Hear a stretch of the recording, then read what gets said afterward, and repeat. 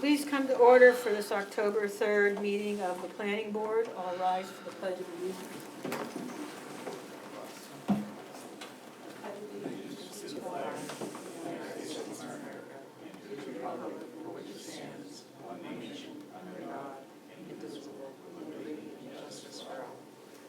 Thank you. Okay, next on the agenda is the approval of the minutes of September 5th, 2023. Motion to approve by Mr. Hardin, seconded by Mr. Mattson. Any comments? Before I get going, I think it's Kathy, isn't it? Kathy? Okay, so I appoint Kathy as the alternate tonight. Okay, all in favor, please raise your hands. 5-0. All righty.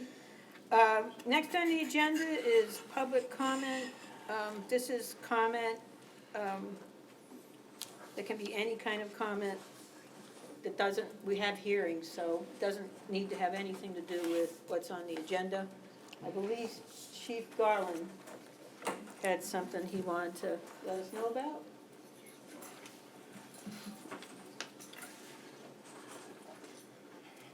I just wanted to let the board know and introduce our new fire inspector, Craig Messenger.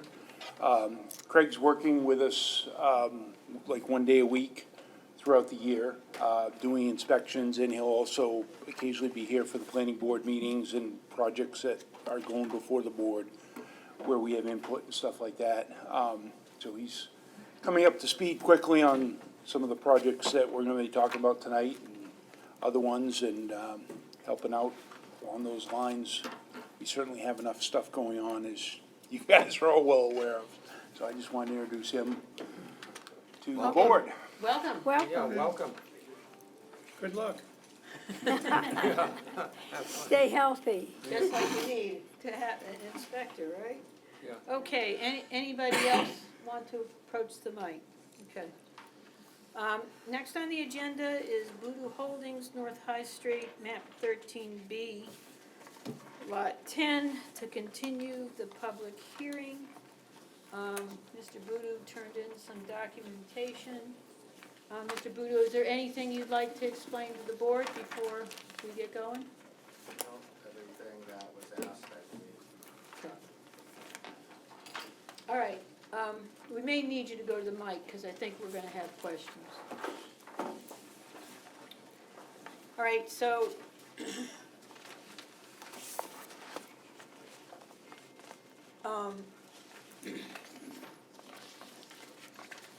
does anybody have, I hope you've all been in the OneDrive and you've seen some of the evidence that's been put in there recently.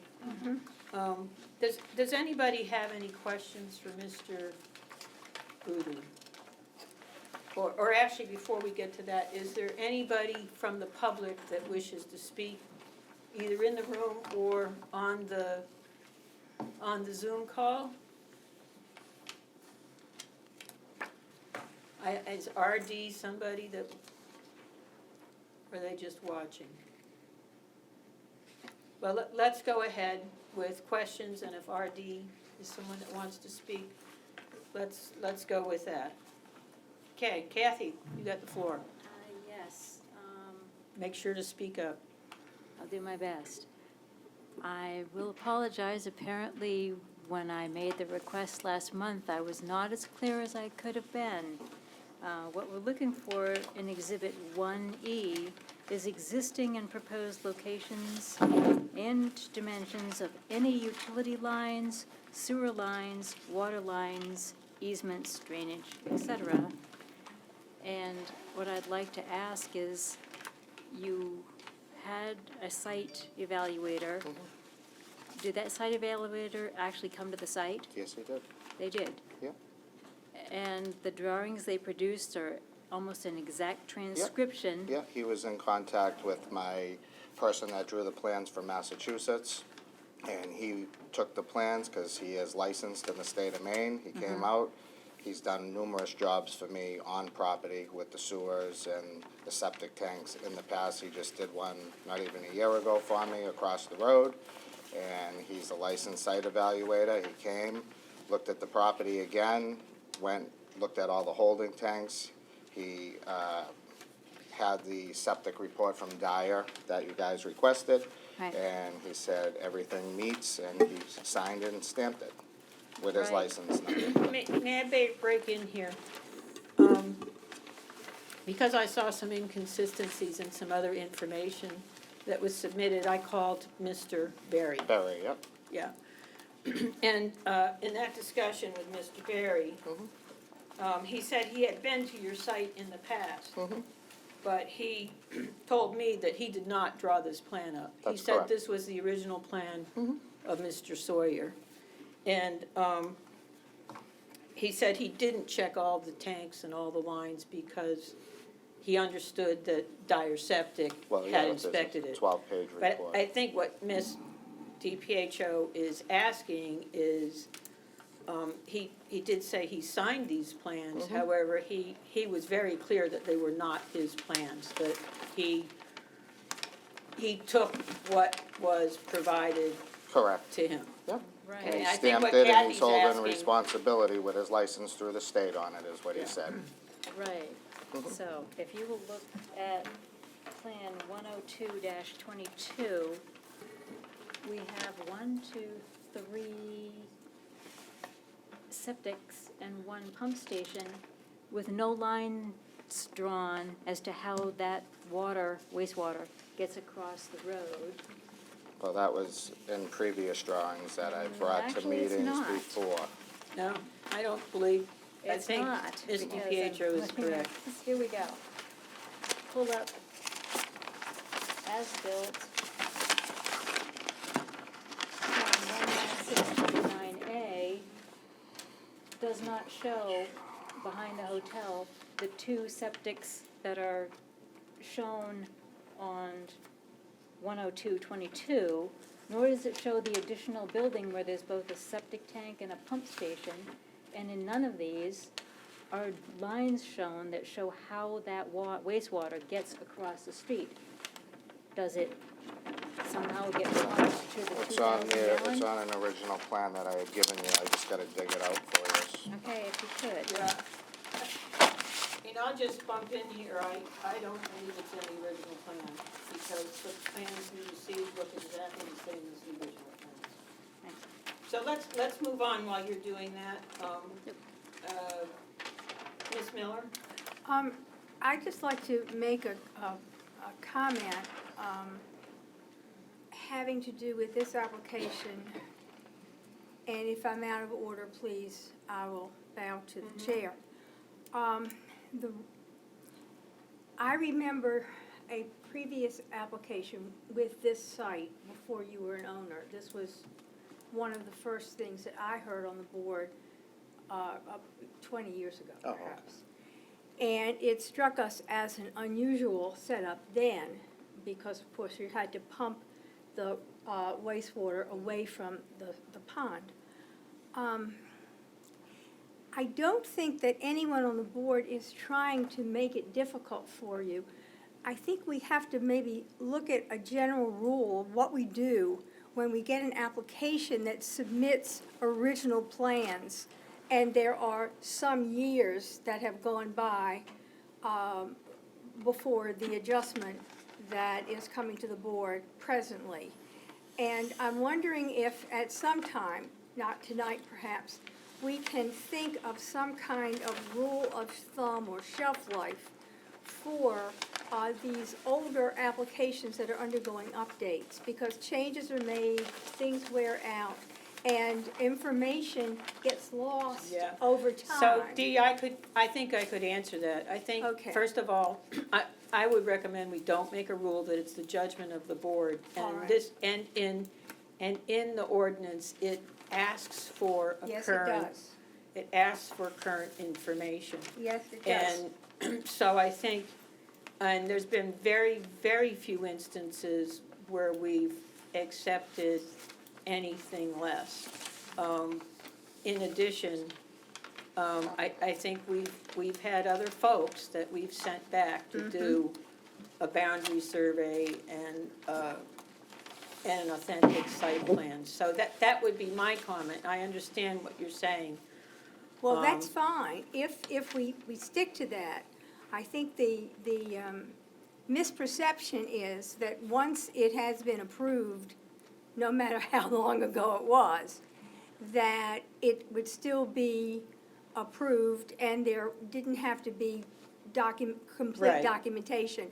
And I'd just like for it to be reflected on the record that the board is trying to get as much current information, and in no way at least I am in no way attempting to make it difficult for you to use your property as you wish.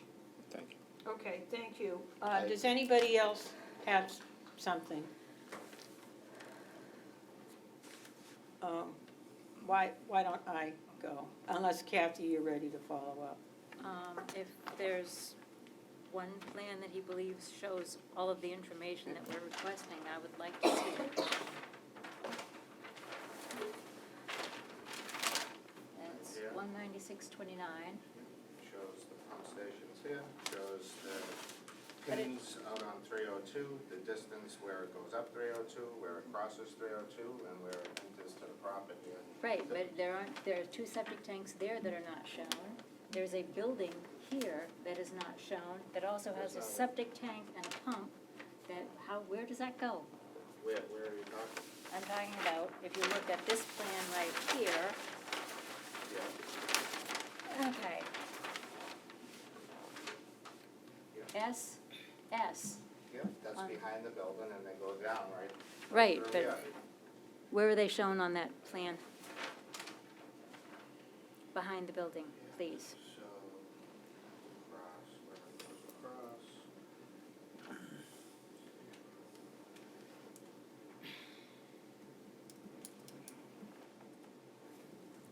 Now, the building right Yeah, I know, here. I'm just trying to look at They where should this be goes. right there. Yeah, because that's behind where the cemetery is, and that's the motel there. Right, but there's no lines shown there.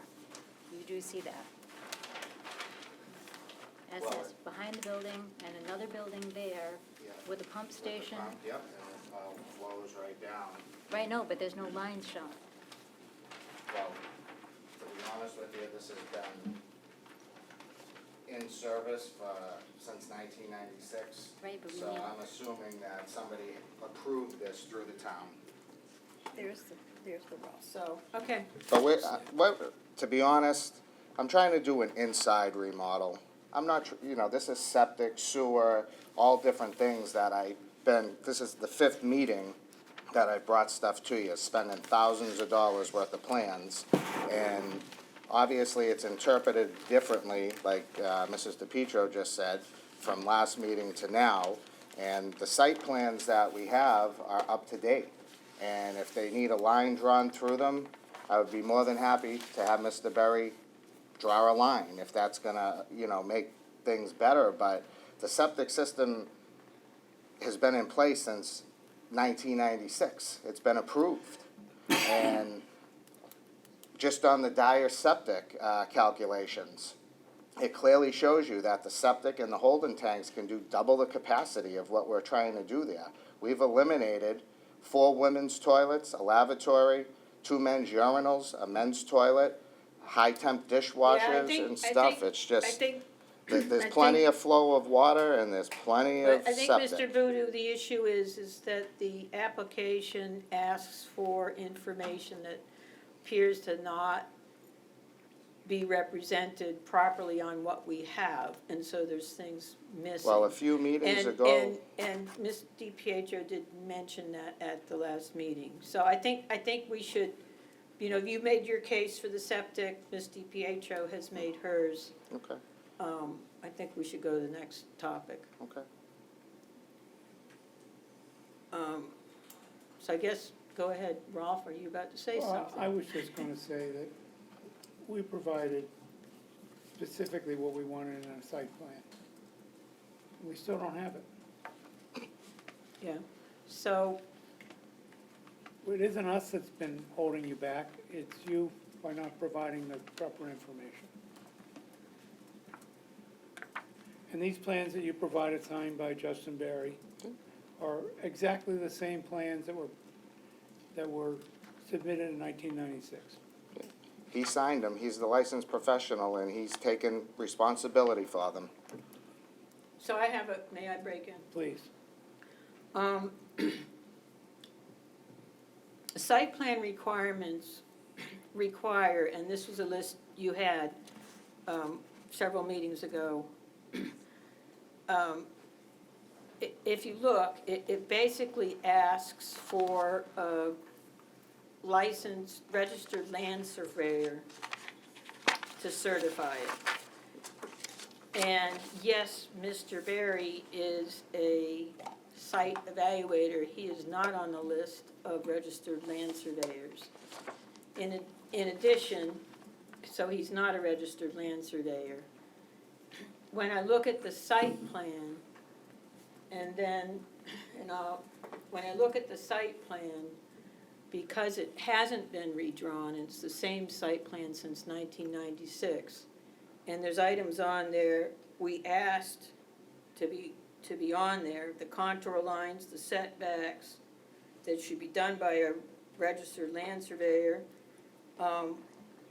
It wasn't surveyed, Mr. Berry didn't survey it. Additionally, in looking at our GIS system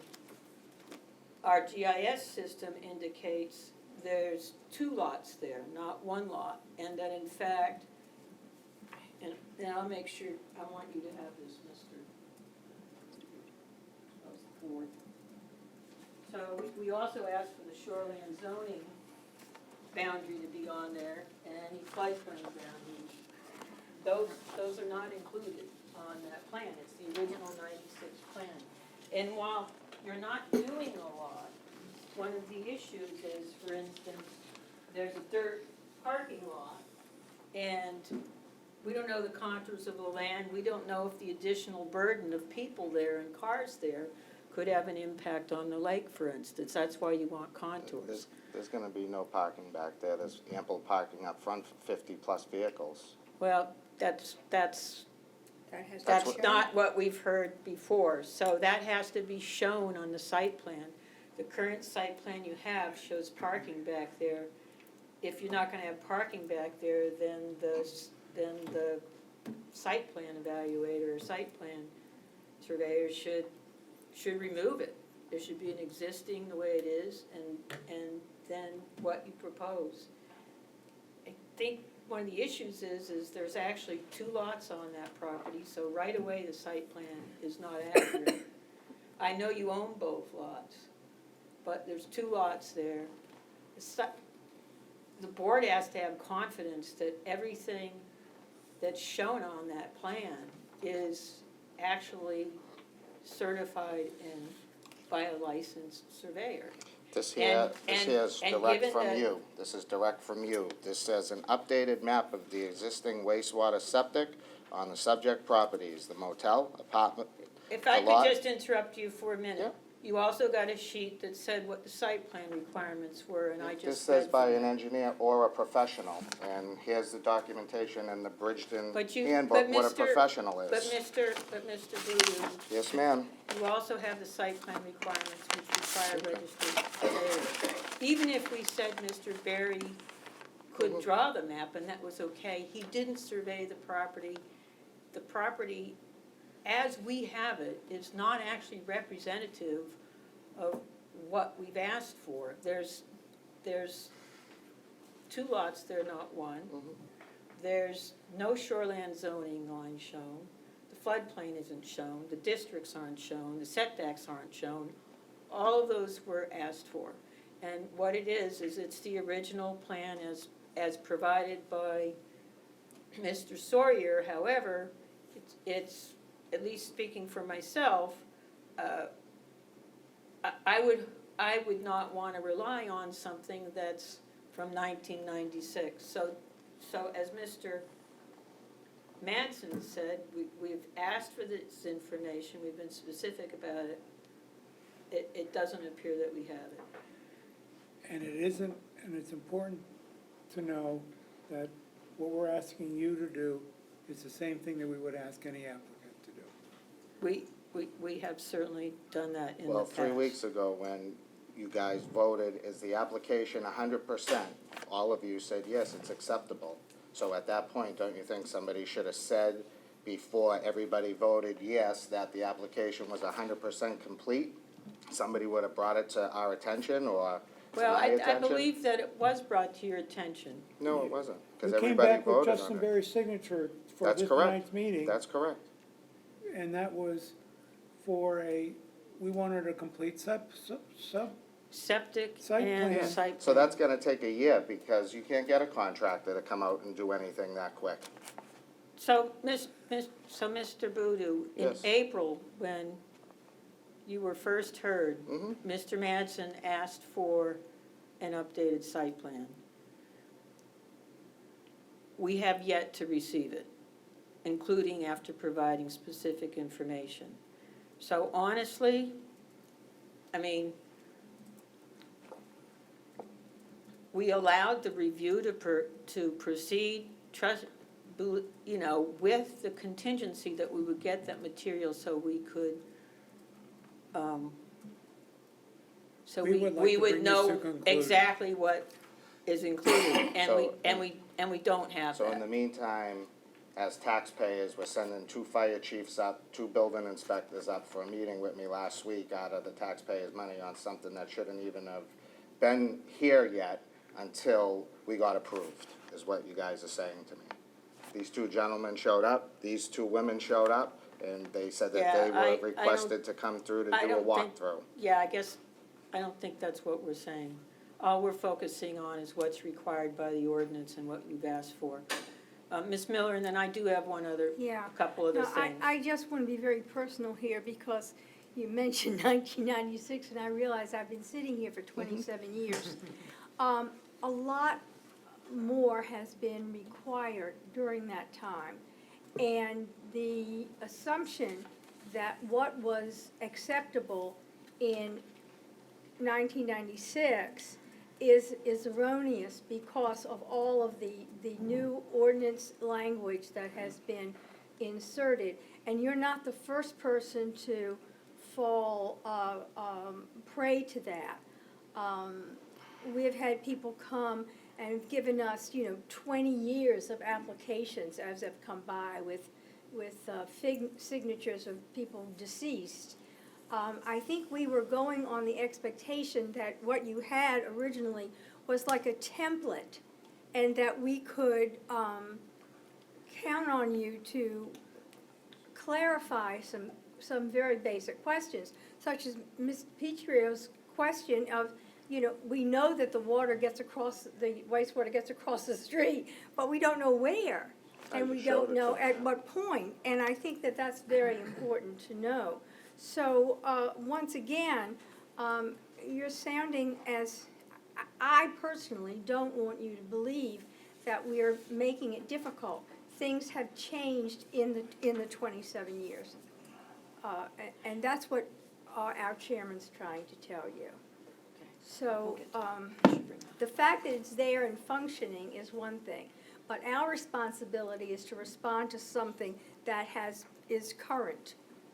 So, okay, thank you, Ms. All right, Miller. and I won't So- say anything else on the subject. Okay, I want to just continue, because we do have, there's a couple more items I need to bring up based upon confirming documentation that you've sent in. So,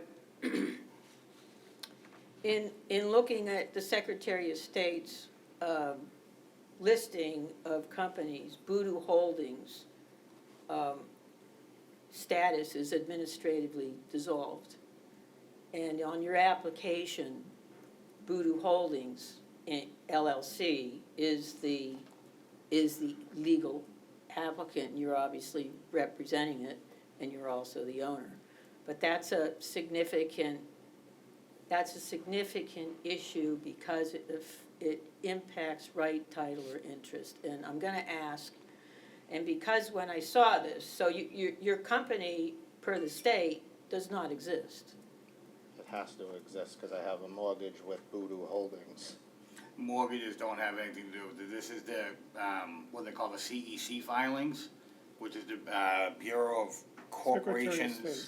Yeah, Yeah. through the Secretary of State, that you have to fill out a form every year and send in to the state. And what Deb's talking about, it says right on here, and it's active as of today, it says administratively dissolved, and I believe it was, the original filing date was 2018, but it doesn't say when it was dissolved. Yeah. See, so I'd like to ask, because I was concerned with legal ramifications of this, I'd like,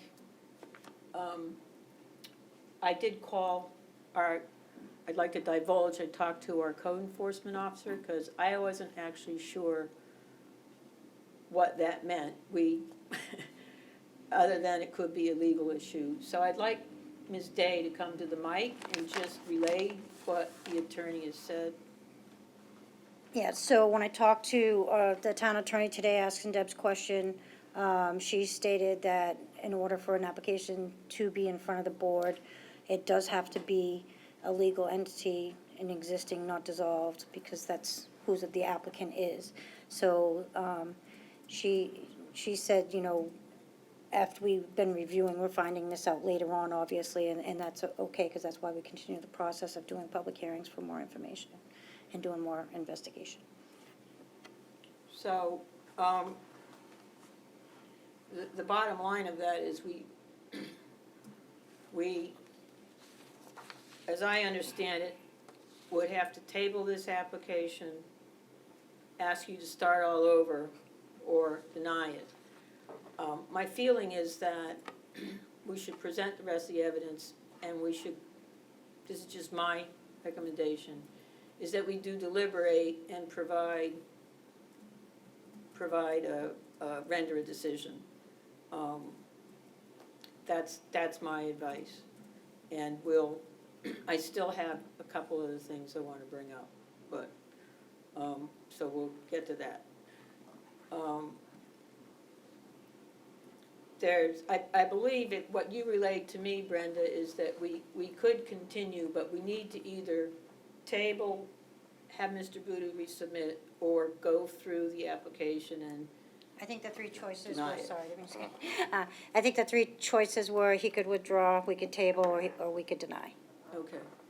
So, So my tax bills that come every year for Voodoo Holdings from the town for $30,000, that doesn't mean anything? nope, No, not to this this could- board, this it is- doesn't. This is a state Yeah, so what's issue. it, a form that my wife probably fills it out and sends in $100 or something, so it's very I mean, that's, easy to do. you're, You know. Right, that's, but you have to get reestablished now with the state. yeah. Yeah, so it's an online thing, right? Well, but, Yeah. I can't answer that. Once it's dissolved, I don't know if it's as easy as going online and doing it. You may have to go in person, Yeah, that's fine. so. so, the other thing I was just gonna say, simply put, right now, you're not a legal entity. and the burden of proof is not on this board.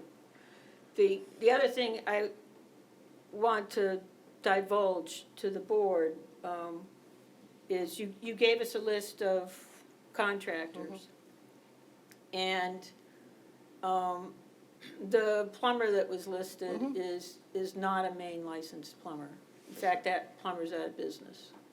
No, you can call his phone right now and he answers his phone or he has a voicemail. He, according to the state, and I'm sure we'd be happy to share it with you, that business is not active. And, so right now, his license is expired. Okay. So that is represented to the board as if he was licensed, he's not. Yeah, he said he was licensed and insured and I can't get any contractors there until I get approved I hate because to I've say it, wasted but the their burden time. of proof is on you, and I went through to confirm this when I saw some inconsistencies. Additionally, one of the electricians that you've listed is not licensed in Maine. That's correct, and he was gonna go through, reciprocate his license from Massachusetts if necessary, through New Hampshire to Maine. But, I had two other electricians that I have already got a permit for the electrical work.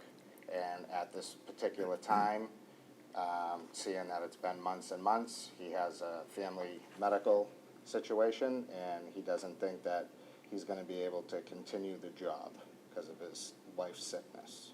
Okay, so which plumber which fellow is that? Is that Field Electric? No, or is Helpin' that Electric, Which electric? Helpin'. Okay, so Helpin' Electric is not. So I think the problem here is that we've asked that we have a list of licensed main contractors, electrician and plumbing, Mhm. and particularly the plumber is not, according to the database.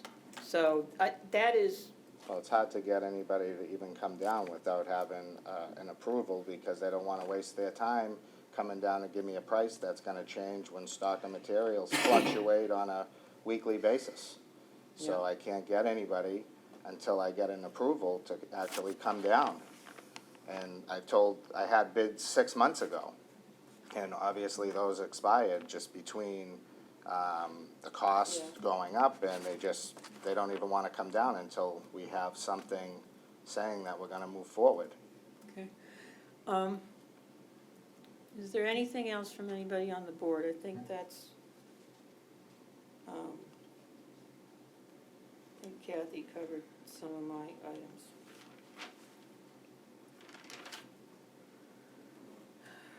So I think we should close. Is there anybody else in the room or on the television that wants to speak? Okay. So I'd accept a motion to close the public hearing. Moved by Mr. Mattson, seconded by Mr. Harden. All in favor, please raise your hand. Okay. Now, my suggestion is we deliberate and render a decision based on the information that we have. However, and I think if we were to deliberate, I think there would be issues with technical capacity, to be honest. Okay, so my view, having starting deliberation right now, which we're going into, is that the application, the proof that we've been given, the burden of proof is on the applicant, the information we have is not sufficient to say that the applicant has the technical capacity to carry through on this. In addition, we have a legal issue because they're not a legal entity. So I'd like to hear, and in addition, you have the same issue in the technical capacity bucket with septic as well as another standard. There's a septic standard. So there's clearly issues here. The reason I think we should deliberate is I think Mr. Boodoo has been here for a long time, and he can start over one way or the other, regardless of what our decision is. We can't approve him based on what our attorney has said. So I'm trying to think of what's the best way to bring this to closure, but allow Mr. Boodoo some options. I'll get there in just a second. If we were to deliberate, and if we were to deny based on not having the evidence that demonstrates that certain standards will be met, then Mr. Boodoo could appeal that decision. And, that would go where it would go. The other option is to table this, which I feel like just puts it in, it's just gonna sit possibly and not come off the table, even though we have good intentions. The last option is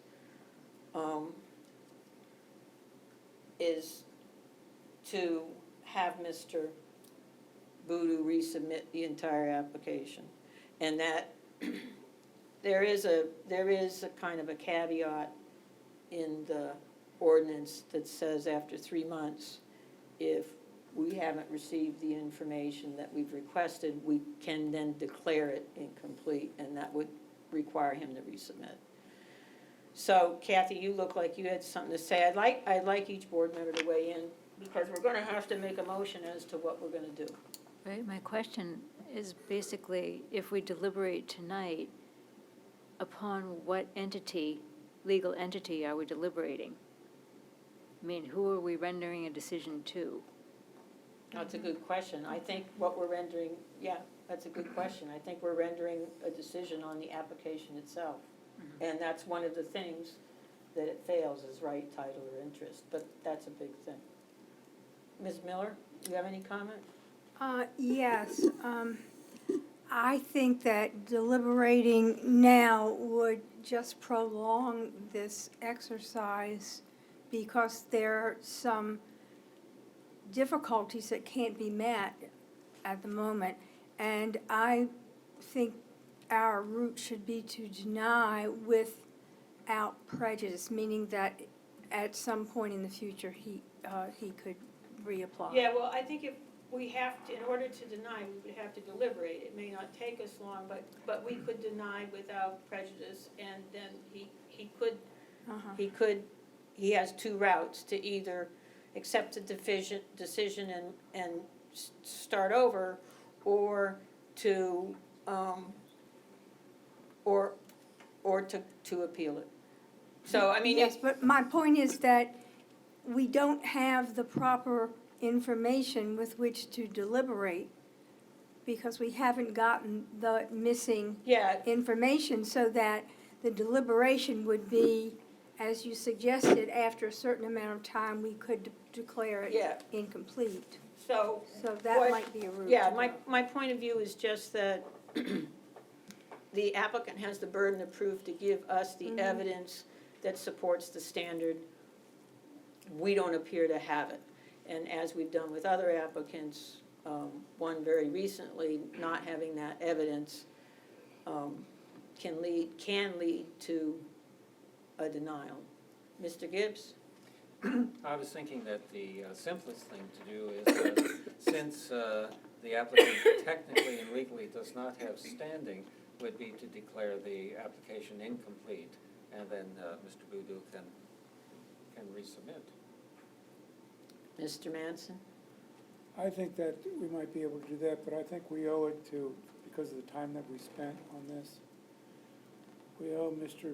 Boudou the information that we feel is not complete or isn't there, Done.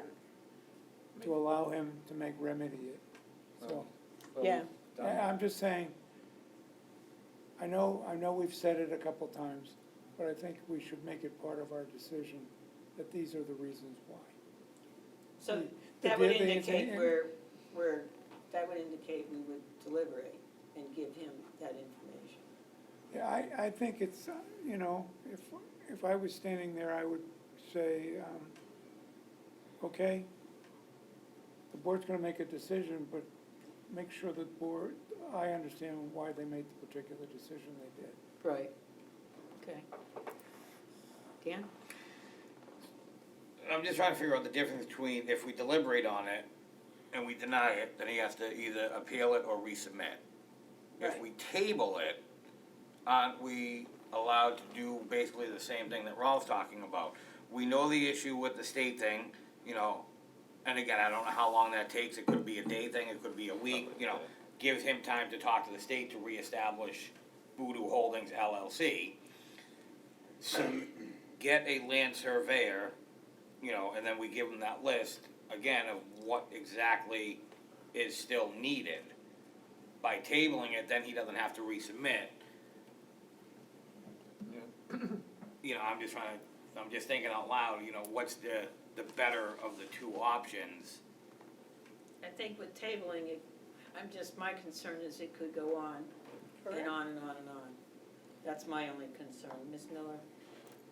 I think the ordinance and what we've said in discussion tonight is pretty clear on what is missing and why we're not able to give it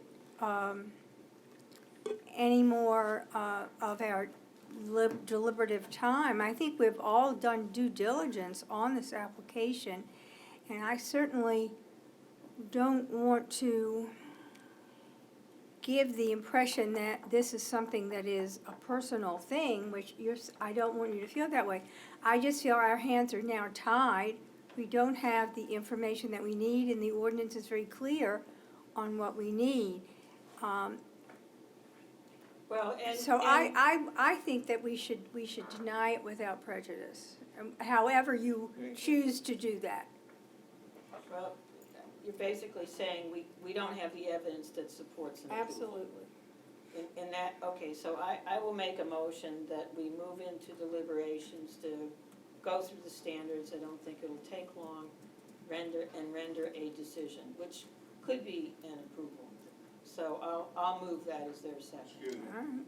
How about tabling it and giving them a shot to complete the thing specifically for one more meeting? I mean, he's put a lot of time in it, you've put a lot of time in it. Sir, your name? Brent Privatera. I live on the property. Thank you.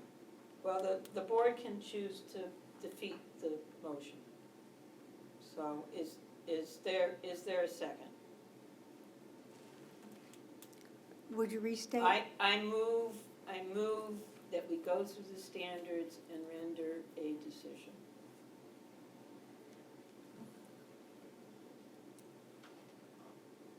Doesn't look like there's a second. Okay.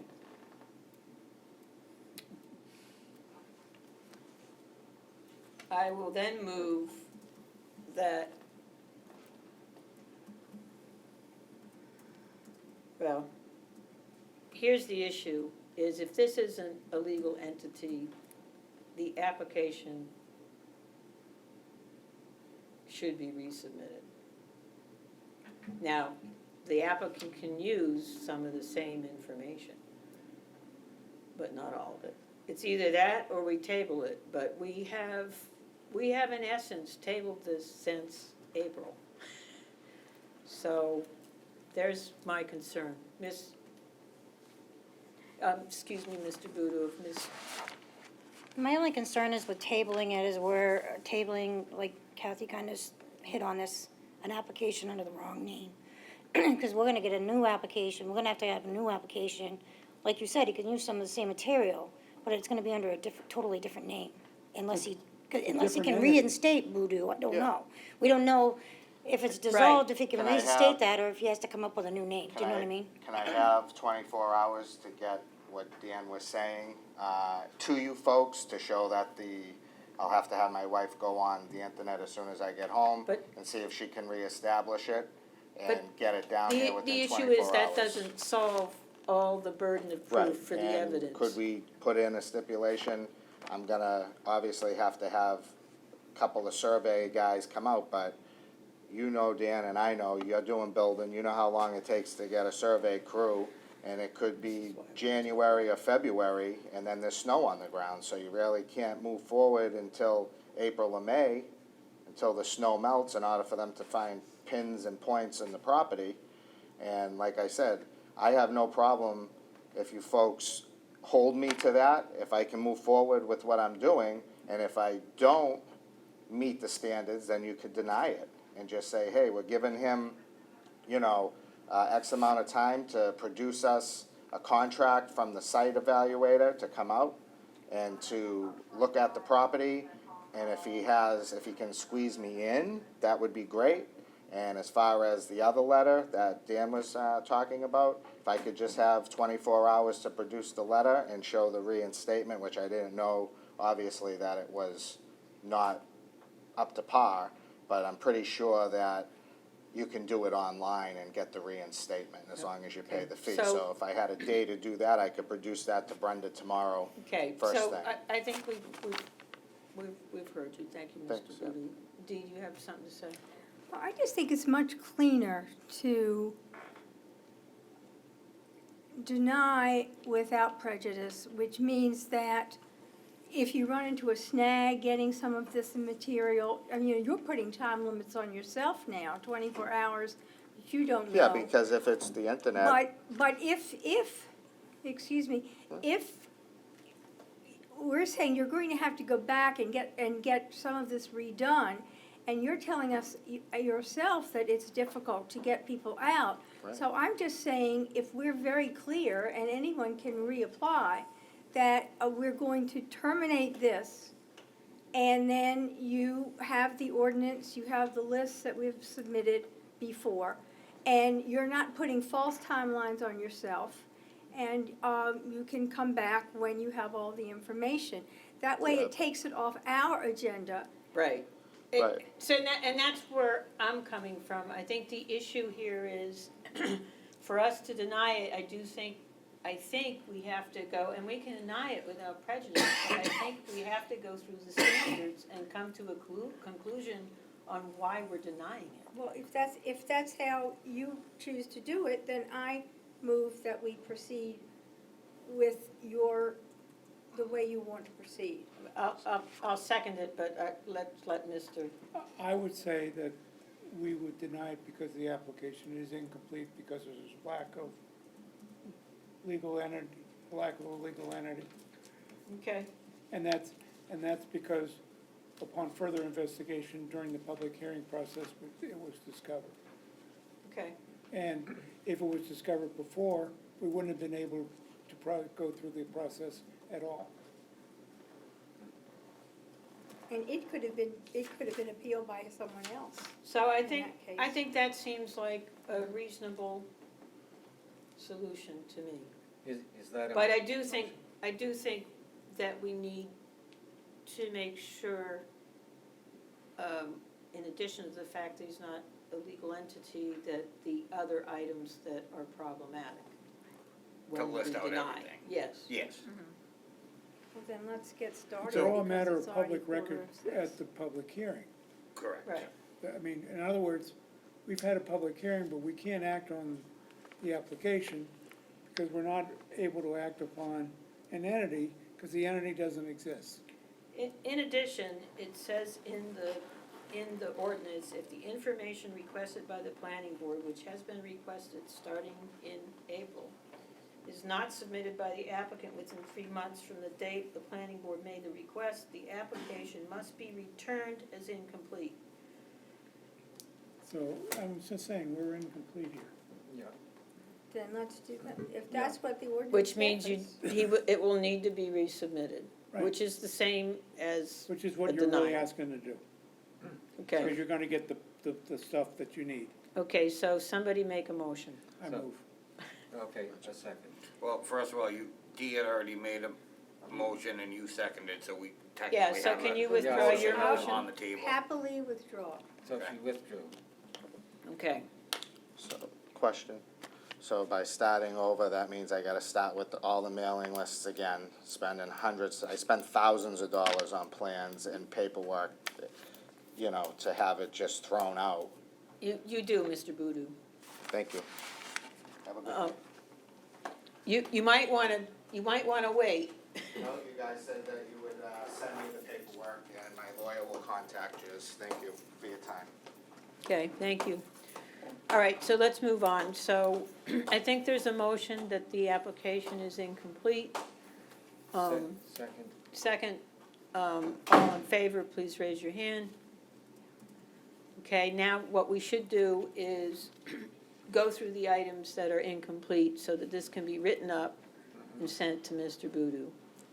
So we're going to. And I'm gonna ask, Brenda, I'm gonna ask that you share this, if it's okay with the board, share this decision with our legal counsel and make sure that we are on firm ground. Okay? Is that all right with everybody? I'm good with that. Yes. Okay. So, the items I have are, we don't know who the legal entity is, so there's no right, title, or Actually, we should interest. say that Voodoo Holdings LLC, based upon Maine Secretary of State, is not a valid corporate entity. It's or been not- well, administratively dissolved, Yeah, is administrative. according to their records. Whether Voodoo Incorporated is also, Both companies Both under companies, Voodoo. both companies are listed as administratively dissolved. So the long and short of that is that there's no right, title, or interest, no Yeah. proper right, title, or interest.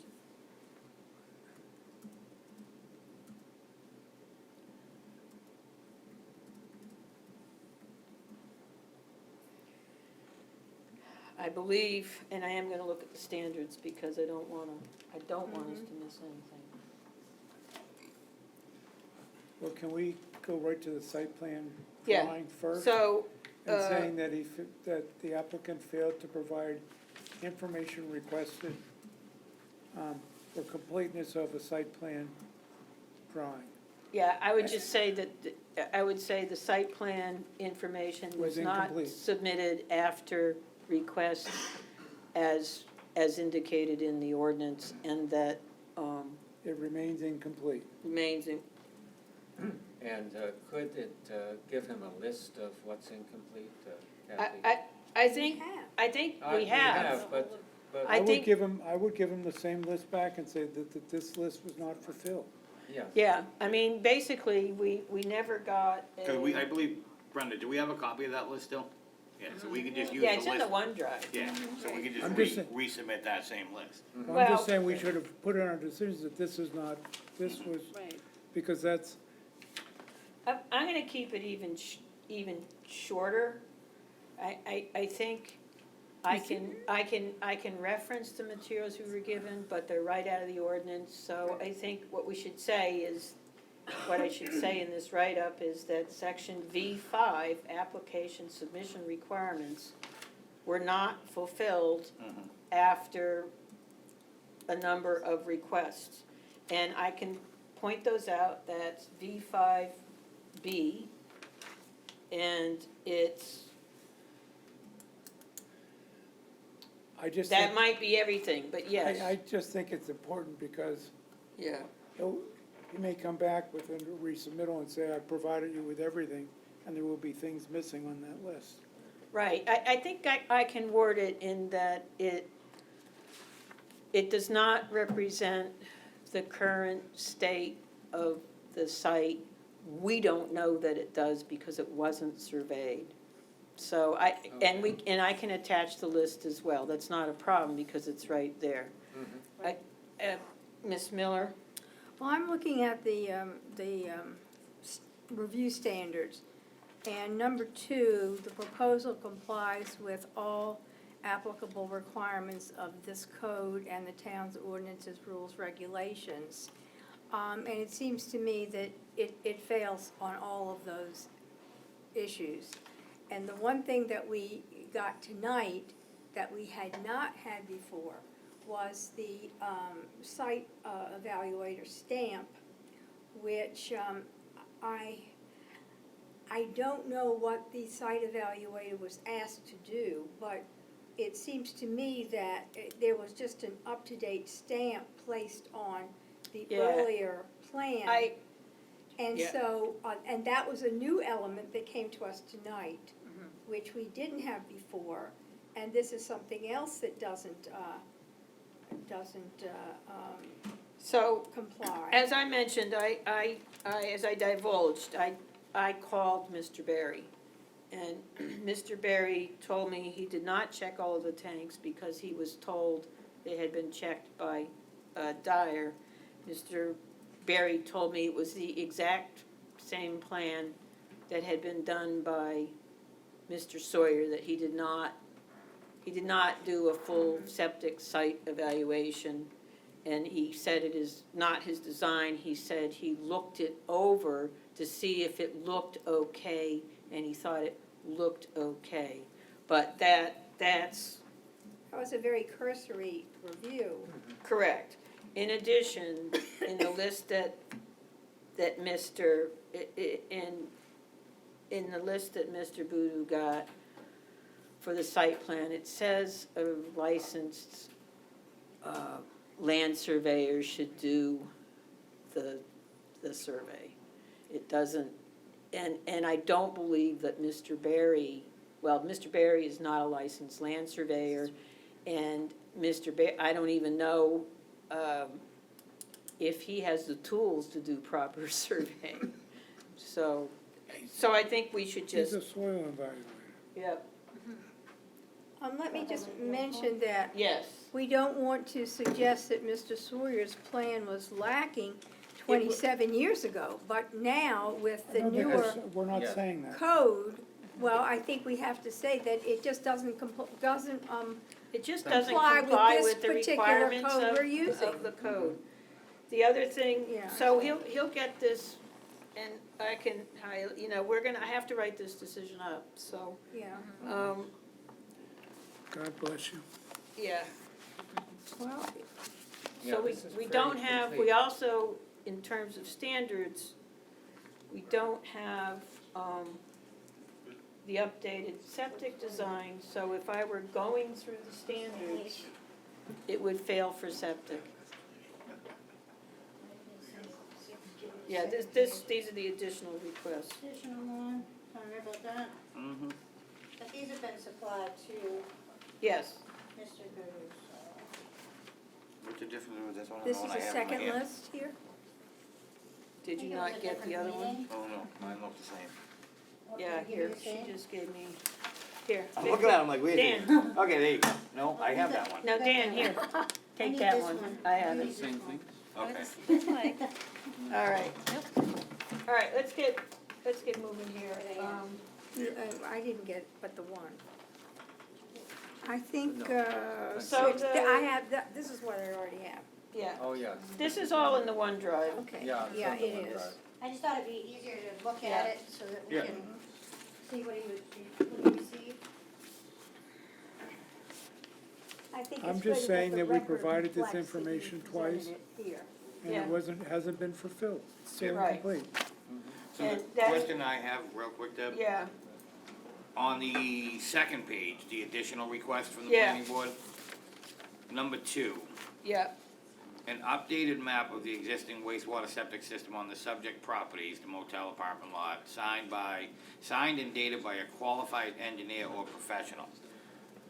so Mr. Barry's qualified, but it is not updated, and he so stated that to me. Okay. And then where is it on here? Again, I haven't looked through all of these in a while, but is there one on here that talks about the land surveying? Yes, Okay. And that perimeter has to be- survey of the affected parcels and interior lot layout made and certified by a registered Okay, land yep. surveyor. Just read the first, I'm looking through the bulleted items, I didn't read Yeah. the first paragraph. And I think verbally, in Yeah. addition to this, we explained what we wanted. Ms. Pietro did twice, we did, so I think we got there. So we have the item is, we have the right title and interest, we have the site plan, we have the septic plan, in the standards, I mean, I can make a comment even though we're not going through every standard, but it's clear that it hasn't been completed to address all the standards. So I'll find a way to say what Ms. Miller has asked. Is there anything else that, let me look at my list. I do think that we should,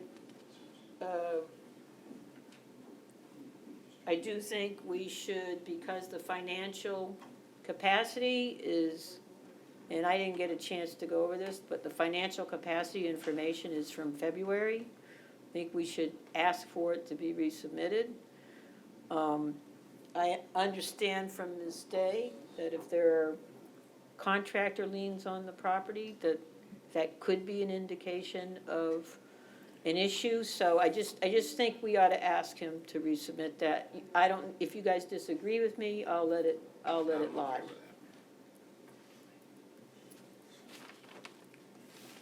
Rolf looks like he disagrees. I do, because I think a lien can be a civil dispute. No, it's just, so should we just say, because the financial information is from February, we'd like you to update that? You can do that fine. Yeah, I would say just ask for an updated I'd stay away financial from the lien. document. If it was municipal lien, it'd be a different story. Yeah. Yeah. Okay, I think, is that everything? No, I think it's complete. Yeah. Okay. Were you here when we did the Raspberry Lane thing? If somebody I'll just started a look, car for I'm it. gonna look very quickly at the standards to make sure there's not information that we It's the same thing. are overlooking, because I really don't want, City official, the water board, he knew it was happening. He said- we can't, I can point out that his site plan needs to indicate everything, including whether or not, you should have an existing perimeter survey and the site plan, which is what's asked for. Yeah. So if he's not using that parking area, Actually, this guy. And, Right. surface water drainage, and it should hard to make definitely, an assessment without contours. yeah. Advertising features, utilities, special features of the development, emergency vehicle access, municipal services, water quality, groundwater quality, water supply, soils erosion, sewage disposal, which I think, obviously, that's why we need the septic information. Don't we have the Dyer report? He inspected what's there, but Right, but they what's didn't tell us reflected, where what's anything was. reflected in the septic plans is, Was there capacity for the water generated by by the property? Yeah, Yeah. sets out. So he was able to, yeah, he just didn't provide information. he didn't Okay. provide an updated septic Map. plan map. Yeah, we don't know period. how some So of the I septics I get think their that's, wastewater I think across the that's street. everything. He's trying to save money. Most Just of them. rolls down the hill, what's the problem? So, Neither we already, hey guys, we already made a motion to declare it incomplete and decided to write these items down. I don't think we need to vote again. I think we vote again when I write this up. Yeah. Is everybody good with that? Okay. Yeah, And- I see this as just helping you compose your thoughts. Correct. Well, I'll try to represent the Don't board do best I better. can. And then I will ask, Ms. Day will contact the attorney to inform her what we've done, and if there's something we should be doing different, then we may have an audience with the attorney or Let the some attorney follow-up. read our I decision. think we're fine. Yeah. I think we're So, fine. Before we contact the attorney, let them read. that's it. fine. That I don't way- have a problem with that. Yeah. But I would like to write at least a sketch of it quickly, so if we're really down the wrong path, she can tell us. Well, I think, Brenda, you'll confirm that she said we had 3 choices, Yep. and we've taken one of the We took choices. the road. She Yeah. said table, resubmit, or deny. So he's incomplete, he has to resubmit the whole application. Yeah. So that needs to be I think that needs to be in the letter.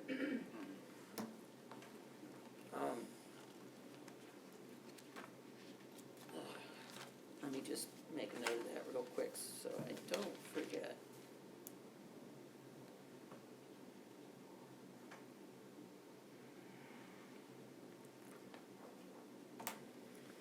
Okay. Thank you, everybody. I think we're ready for For the next one. next item. One quick question, Deb, Yeah. before we move on. In the future, when we look at applications, Yeah, should we be looking at the state CEC filings for every business that comes through to us? we can ask them to supply it. Okay. I mean, many businesses, in fact, I think Esther is here. I think she supplied that with Maker's Mill. Yeah. So we can clarify that. It keeps us, the main reason I went and checked it is because there was some other information I couldn't confirm, so I went ahead and did that. Yep. And typically I do it anyway, Yeah. but I think we should, there should be proof they're a legal entity. I think that's part of the right title.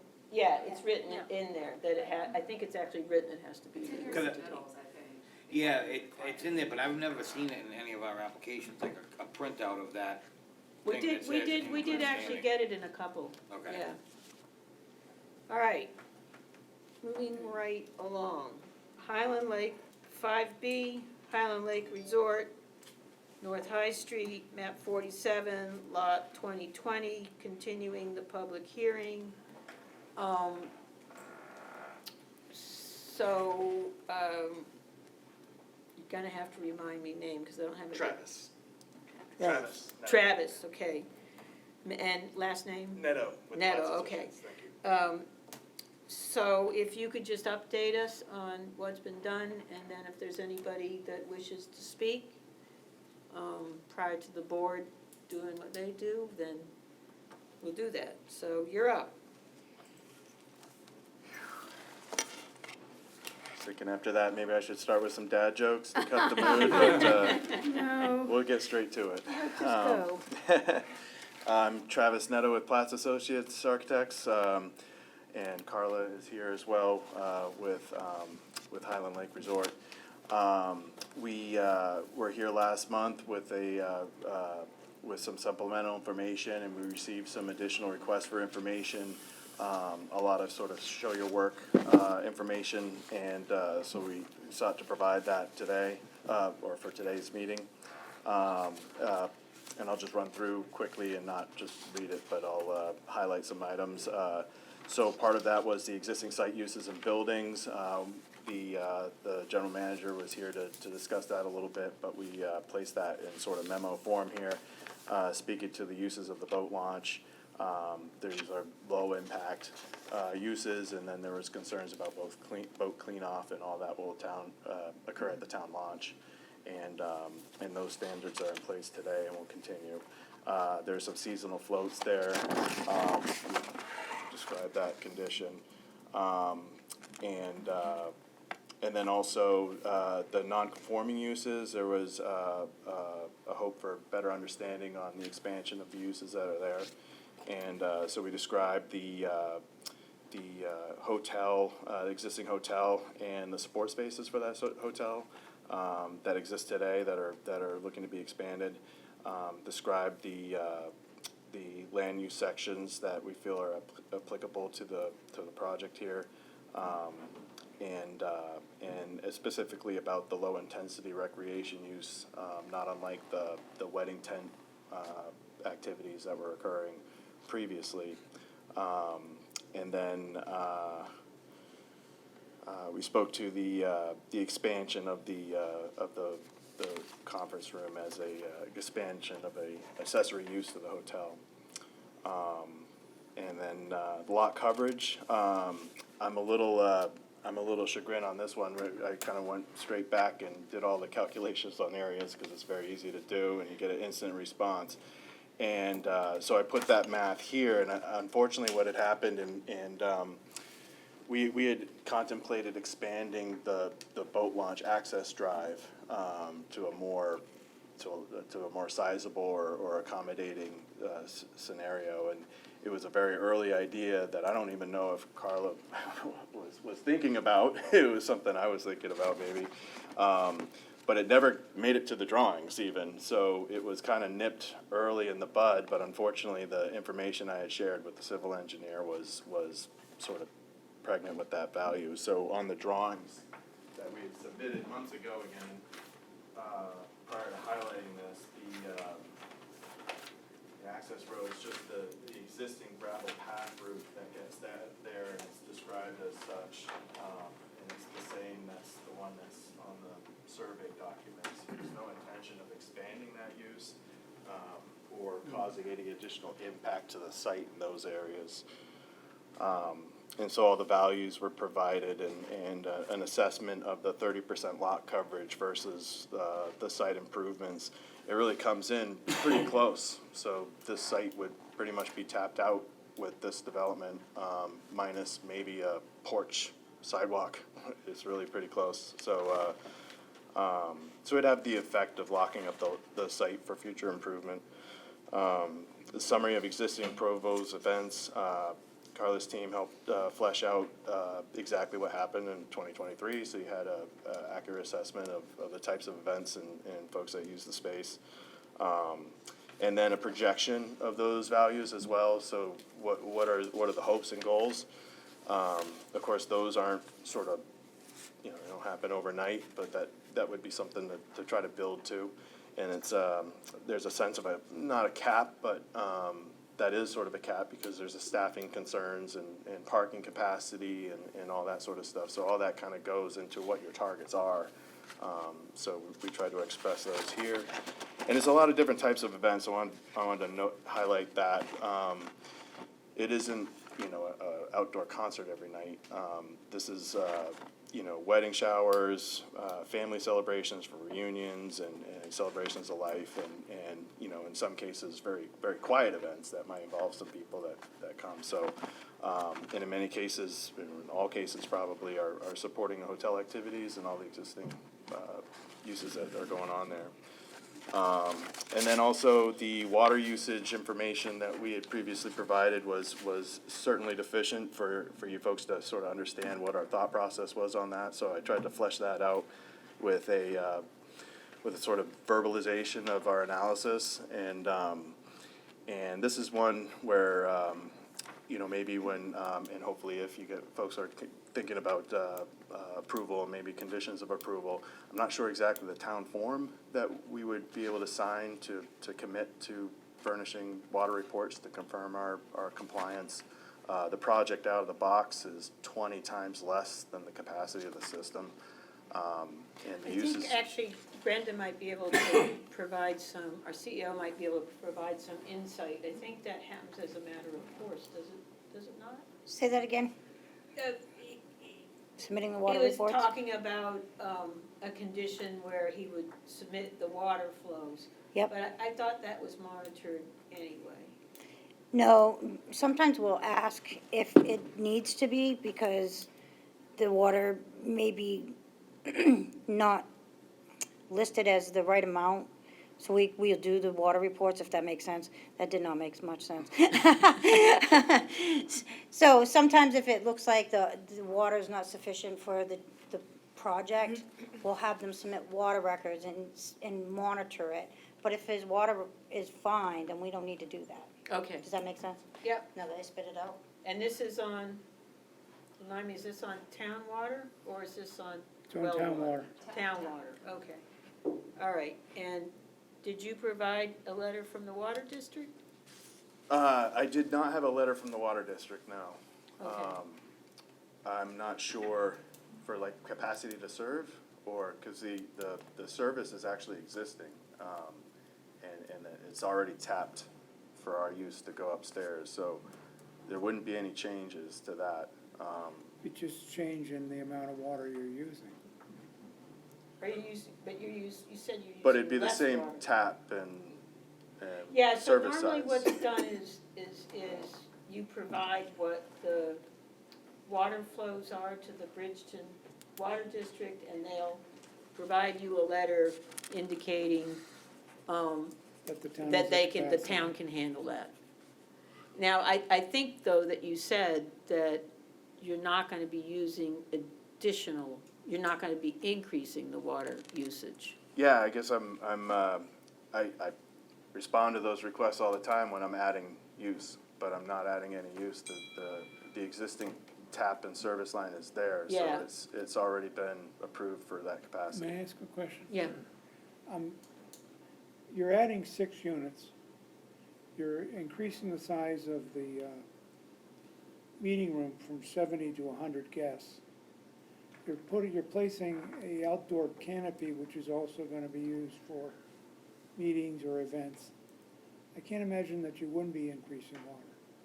So you'd want, he would want to put in a request for the predicted or projected water flow that you're gonna use of gallons per day. Yeah, and I mean, that can be done as a condition, I think. Yeah, do you understand where I'm coming from? Right, I'm right. looking- I'm looking at your new proposed use, and all of it would use water. I'm not saying that that isn't And a I'm- valid use or a valid consideration, of course it is. But I don't wanna, be incredulous up here, but, we don't need any more water. We have sufficient capacity with the service that's there, so. I don't think he's understanding. Yeah. But maybe I can try to explain this. So you have enough water because you have a hookup, but you're gonna be using more gallons per day because you're gonna have more units, more activity. So your water usage is going to change with this project. So what you usually do with Bridgton Water District is you would send a request to them asking if they have enough water to supply you with that additional Your new use. gallons per Okay. day. Do you know what I'm, does that Sure, make more sure. sense? I guess Glenn has something to in add? other municipalities, that, the way that's handled is the predictive flow of the use, that, at permitting of the new line is a service request is made for that flow. And so in this case, the predictive flow would be 100 gallons per unit, because that's the standard that you would pull for hotel units, and the actual water usage is 20 times less than that. So, you know, from my perspective, it's a more efficient use of the already permitted, already designed water flows that have already been approved. But I understand what you're saying. I understand If what you're there's saying too now. if there's, because otherwise I'd have to know what back when it was approved, when it was installed, what were they using for design values then, and Well, what you was can told just, to them, and. you can just take the current design values and explain and just explain what's being changed, and then just give them those design values. Sure, Or give them those, the water the gallons per day. yeah, if that could. And I mean, I think what normally happens with, and Dan's had his hand up, what normally happens with the water district is if they have questions, they'll dialogue with you. They won't just send you away. Right. So, And they'll provide you with a letter saying. Right, but Yeah, I think Dan. part of, I think some of the confusion, and correct me if I'm wrong, but I think I heard Travis just explain that water line is already existing going up to what's gonna be the 6 apartments. That was already approved by the water district, that tap is already there. Right. They knew they were gonna, 5 years ago, they were gonna be putting in those 6 Well, these rooms. units used to exist Correct. 40 years ago, and so, Correct, you know, so it's you're all not there. really, the only thing you're changing, I think, in the gallons per day is gonna be an extra 30 people at the event from 70 to 100. And that's it. well, and the extra. It's not 6 rooms. Those 6 rooms have already been approved. Well, yeah, except that we don't know what the water flow was, so he should just turn in what his gallons per day is. If you look at page 86, item R, it just says sufficient water must be available for the reasonably foreseeable needs of proposed development. Let's not cause an unreasonable burden on any existing water supplies, which is why you have to get something from the Bridgton Water District. But it's typically not been, I think it'll be pretty straightforward. simple You just say, this is the gallons per day we're using, projecting. Sure, And say, and condition just it say, too. you know, that's it. yeah, I Could guess, just condition it too. that's what I was hoping, if I had, if I had known you'd have it already, I guess if that's something that we could accept as a condition of approval, I'd be happy to get that letter before a shovel hits the Okay. ground, That's certainly. fine. If you don't mind, the fire chief Oh, sorry. looks like he wants to say something. On the water usage too, we should just make sure that there's enough capacity for the sprinkler that's part of this plan, from the water district. They'll factor that in, and I don't know off the top of my head the calculations, but they will. So that should be part of the letter too from the district.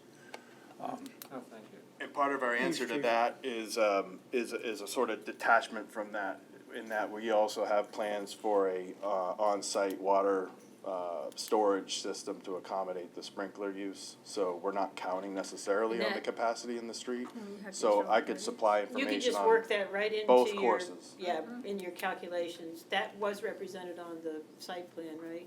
Yes, I don't have it in front of me. the containment system would be interior of the building, so. Okay. And we've done this before with the same It- contractor, It's so typically we know what it's about. straightforward. I think the only issue would be if they said, no, we can't.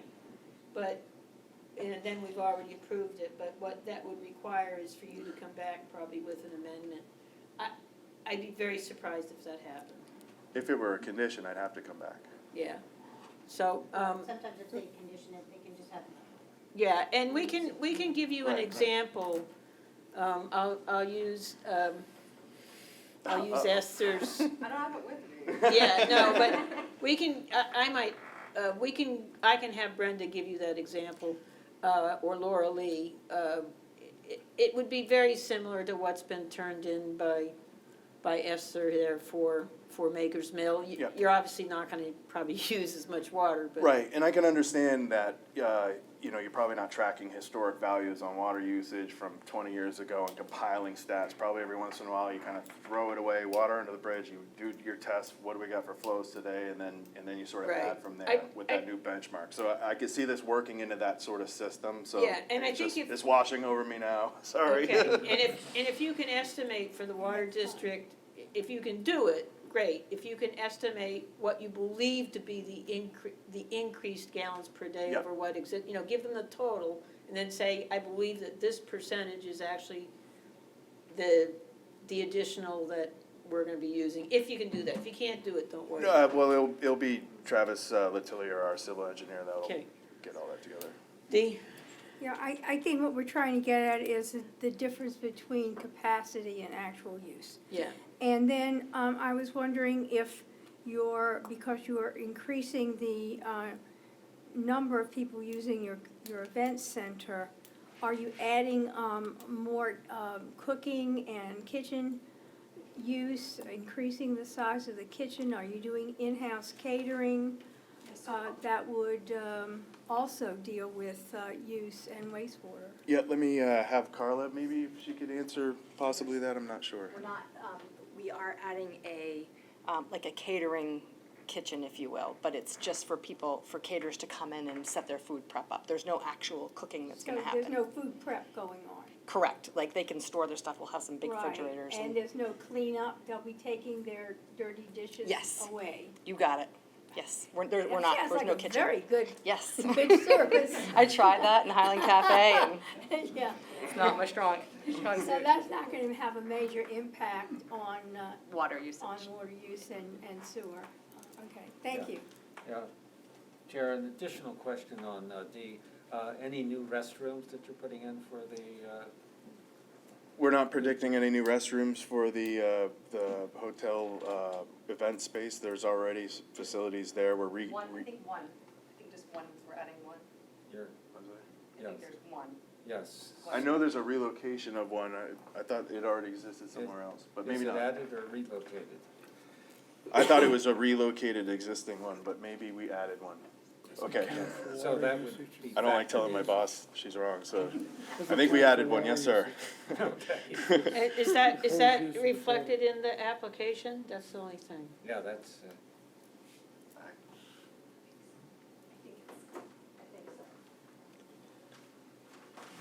Maybe you can check that out while we, okay, Ken, do you have any other questions? no, that was building upon these remarks.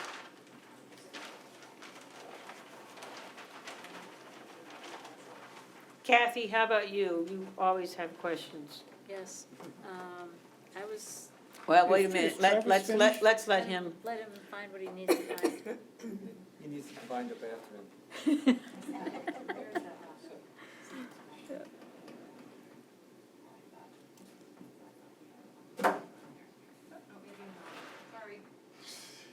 Sorry, my bad. So there's no change on that.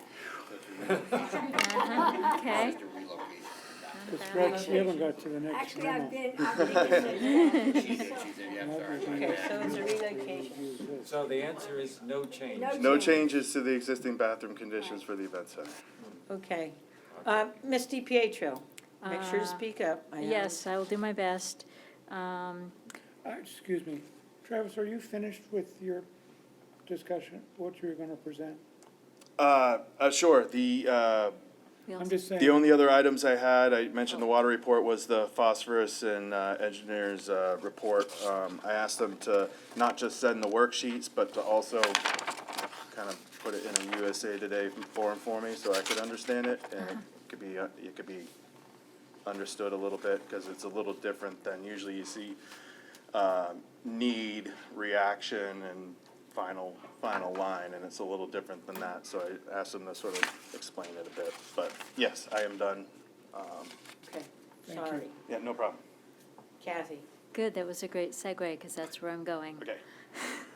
Okay. First, I looked hard to try to find drainage calculations for the stormwater, and I did not find any for the 10-year storm frequency. If you could talk to Mr. Letelier, I would greatly appreciate it. And then I did go on to the phosphorus calculations. And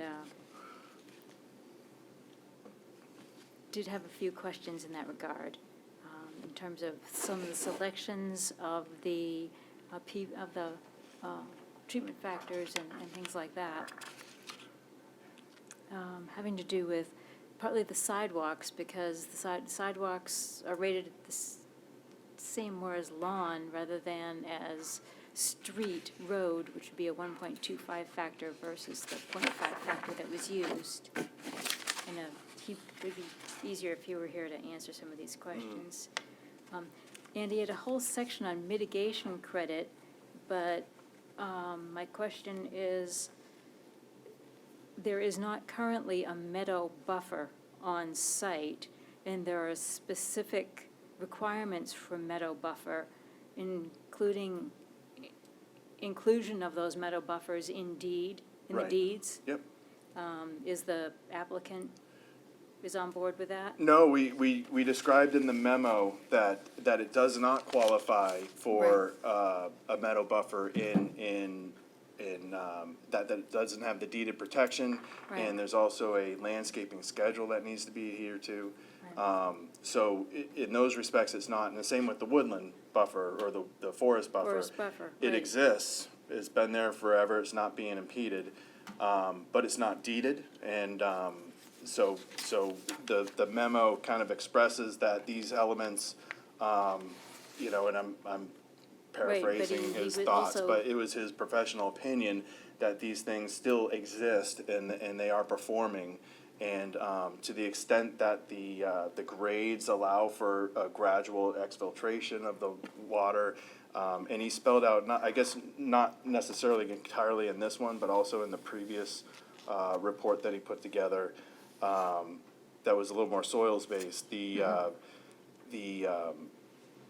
The idea was to sort of offer a picture of what's there, improve, like how, if you took that at face value and said what's the cap on that? Like how much is, like, does that make it all go away and we're all, what is that value? I guess the first exercise on the site budget report was that our additional impervious didn't trigger any remediation requirements because it was under the threshold that's allowed for that size of site. So this was more of a sort of exercise to get an understanding of the existing condition, because you guys wanted to sort of understand not just this improvement, the things after 1987 or 97, but what about the whole site as a, completely. So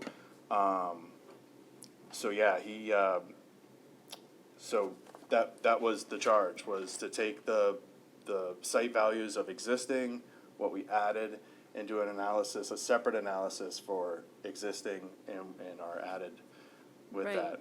But on worksheet 3, he's asking for mitigation credit. Again, the description on that, I had to read it a bunch of times, is trying to speak to rather than not turn in the form and not have the information, we elected to pretend that it is a meadow buffer and a forest buffer to show what those values would be, because it's a moot point, but it was to offer information beyond just saying not applicable. But so I guess that was the effort, was to try to offer what is there, because that's different than what we're responsible for. We're responsible for this added impervious, and there's a site budget allowance for development, and we're under that threshold. So I think, and then in the final worksheets was trying to combine different sets of existing versus new and showing how those values shake out, so you've got a global perspective on what is that water that's under the bridge, because it's development from so long ago. So if I misunderstood my charge, I apologize again. No, I just think I'm not a that, civil if engineer. I am. So if I were reviewing this as a reviewer, it's like, I would say you don't get any mitigation credit, Of course not. right? Right. So the whole thing, I mean, basically goes away. And if So you unless do you- that, right. what happens? Because wouldn't the other option be to just designate by condition that the forested area must remain forested and that the meadow can't be mowed more than X Twice, times a right. year? Except that they wanted to keep it as lawn so that they could use it to use as additional parking area. So maybe you would eliminate you would, They need the park. It's no longer a meadow buffer, it's Right, a buffer. right. yeah, maybe But there's instead no you would just eliminate you would Right. leave the forest but the cars aren't gonna be parked there all the time, it's gonna be intermittent. So, but when cars are parked there on the grass, how does that impact things? It will compact the soil. Right, but they're not there routinely, I'm thinking of more the stormwater and phosphorus, does it really? Yeah, we don't actually have stormwater, Yeah, cause it's not required here, so, right, so. I mean,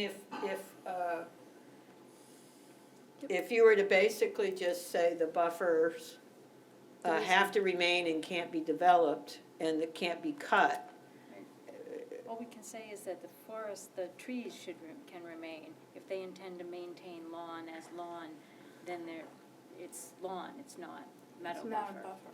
buffer. so then you would not get a mitigation credit there, Right. and what does that result in? It just means more phosphorus is gonna end up down in the lake. Well, it is Put it there along in the some septic. capacity. It doesn't disappear because it doesn't have a deeded lifespan. I mean, it is there. If this were built today, Um, it would be built to different So standards. I think Okay. my take home from this whole exercise with him was worksheet 4 shows that our proposed development is of such small scale that it doesn't trigger any, it meets its phosphorus budget and it doesn't trigger any remediation efforts. So there's no BMPs required for this new development. And so that's sort of, that's in there in the rules where there's a certain level of development. In this case, it's literally the canopy, a few sidewalks to connect it, and I think 10 parking spaces on an existing drive aisle. So it's not at all, because the building's on existing impervious, it's a very low value and we meet the budget. So the BMP exercise was again moot, because we're not proposing any additional BMPs to address what is at such a low value, it doesn't need to be addressed. But it was to offer information on what possibly those existing conditions, because with this development, the site will be at, for all intents and purposes, 30% lot coverage and nothing else can happen. It's what of that combined value where we did show the full site and what that phosphorus export, what could those things be doing to mitigate that? Because they do exist, they are there, and they're probably gonna be there forever. So, it was just an exercise to try to give you folks information, not that we were committing to turn those into BMPs, but it gives us a sense of what those areas are worth, to this phosphorus calculation, that's Okay, important. Ms. Miller? I think that it would just make us happier if you're counting on the forested buffer to actually designate it and as a condition, make sure that it's not disturbed, because you said probably will be there forever. And if you are using it at all in any kind of calculations or an exhibit, then I think it has to be protected. And if the so-called meadow buffer isn't really going to be a meadow buffer, then I think you shouldn't refer to it as a meadow buffer. because it has a specific meaning in the code. Right, I understand that, and I guess the memo, the cover sheet memo for it, on this item specifically says, the phosphorus mitigation worksheet is not required for the proposed project, as the PPE calculation does not exceed the allowable.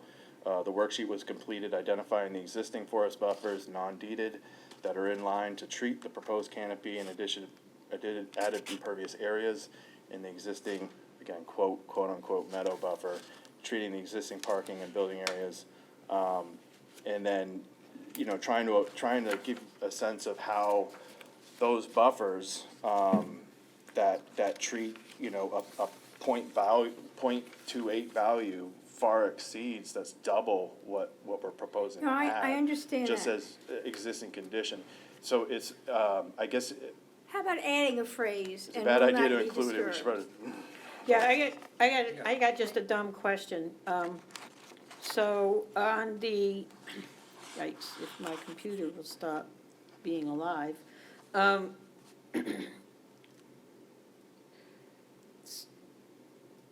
So on the calculations for,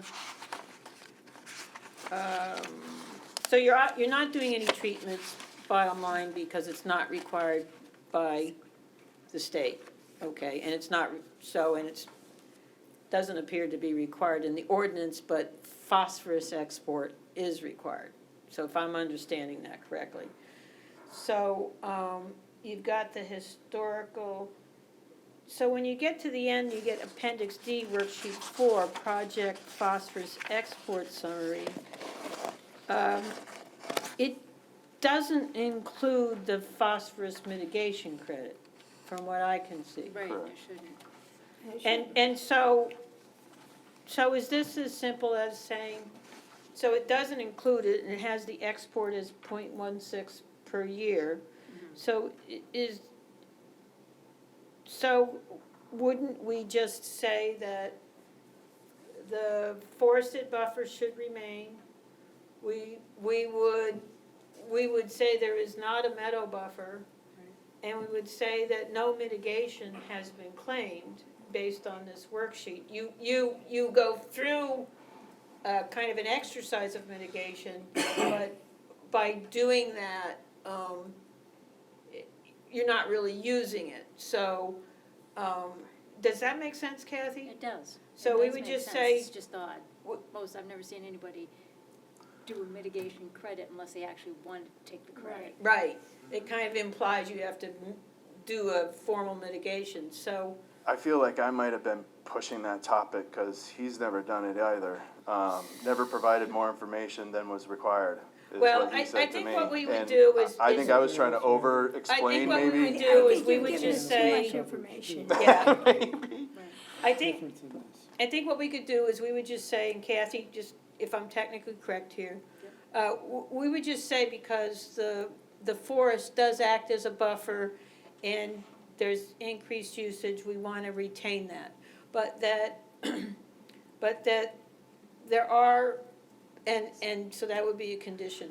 Yep. But that you're not mitigating any phosphorus export, but you're still have acceptable phosphorus export without the mitigation credits.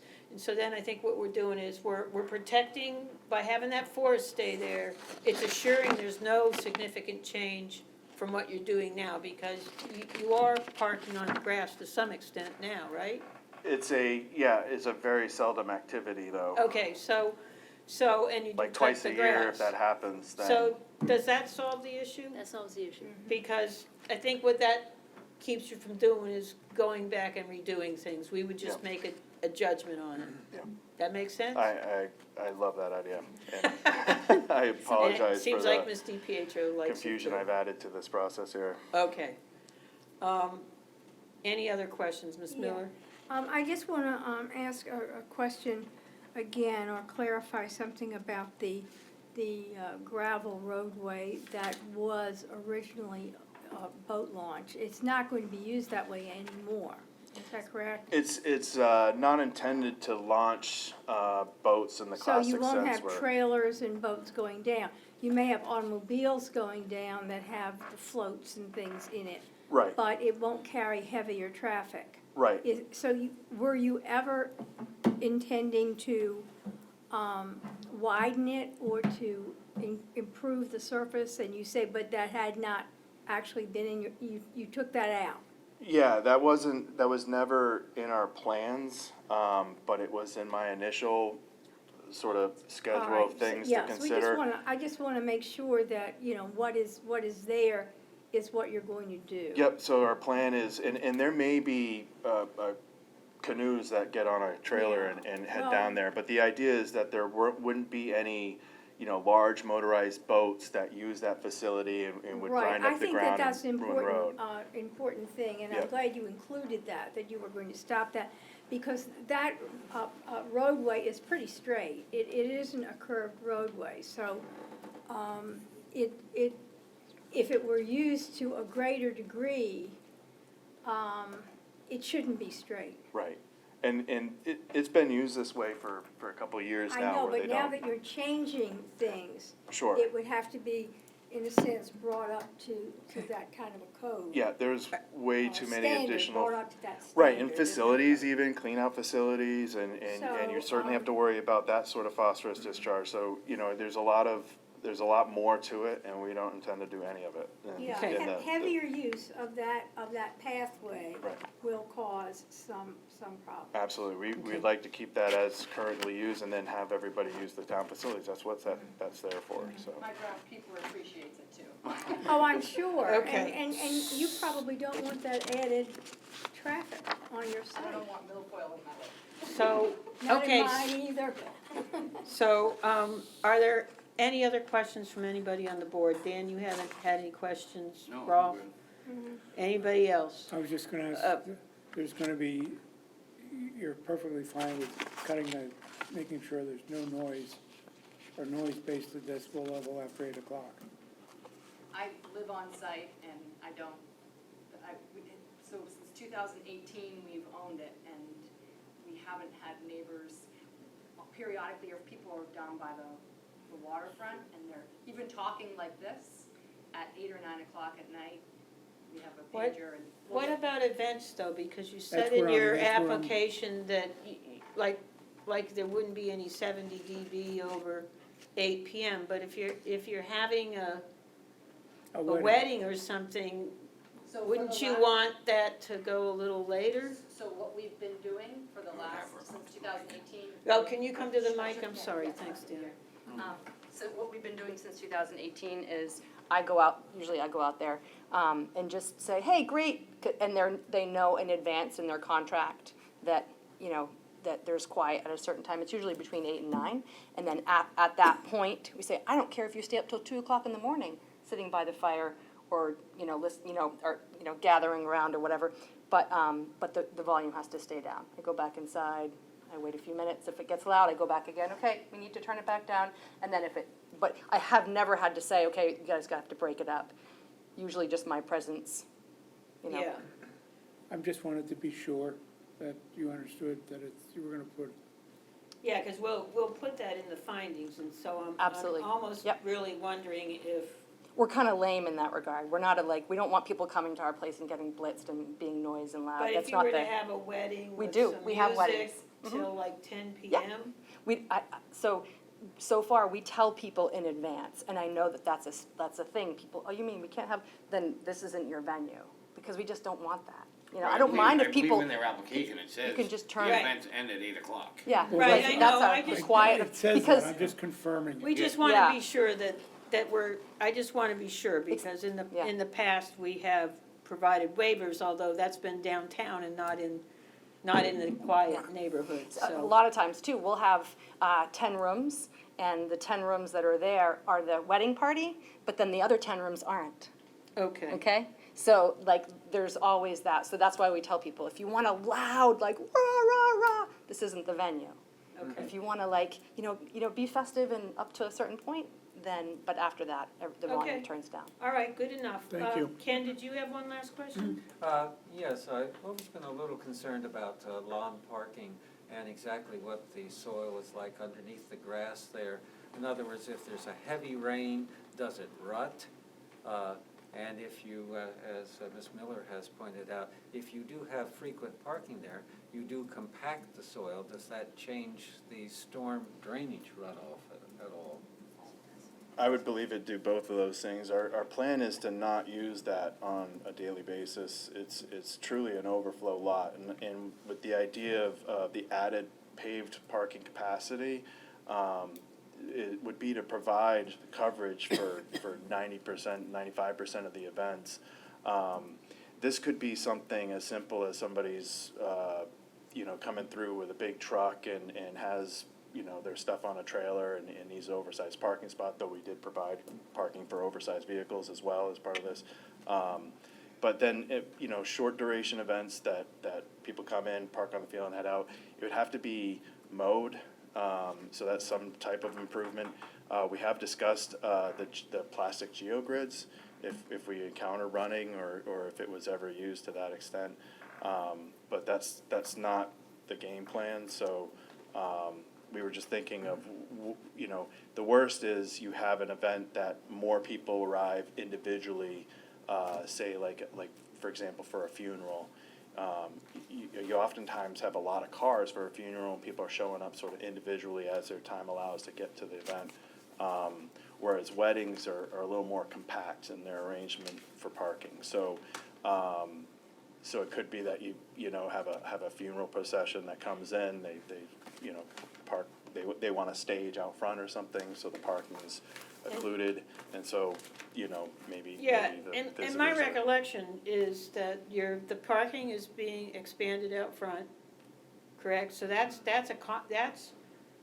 accounting for the increase in rooms and the increase as a somewhat larger increase in potential for functions. But I think they've stated right off the bat that that's overflow, and they see that being in frequent use, not being used as a parking lot per se. So I'm not sure that there would be, I don't see it any different than what we did with Brown Mill Farm, who is having big weddings and has a huge building and cars parking on the lawn, and, but it doesn't happen very frequently. I mean, it's not probably gonna even happen once a week, if.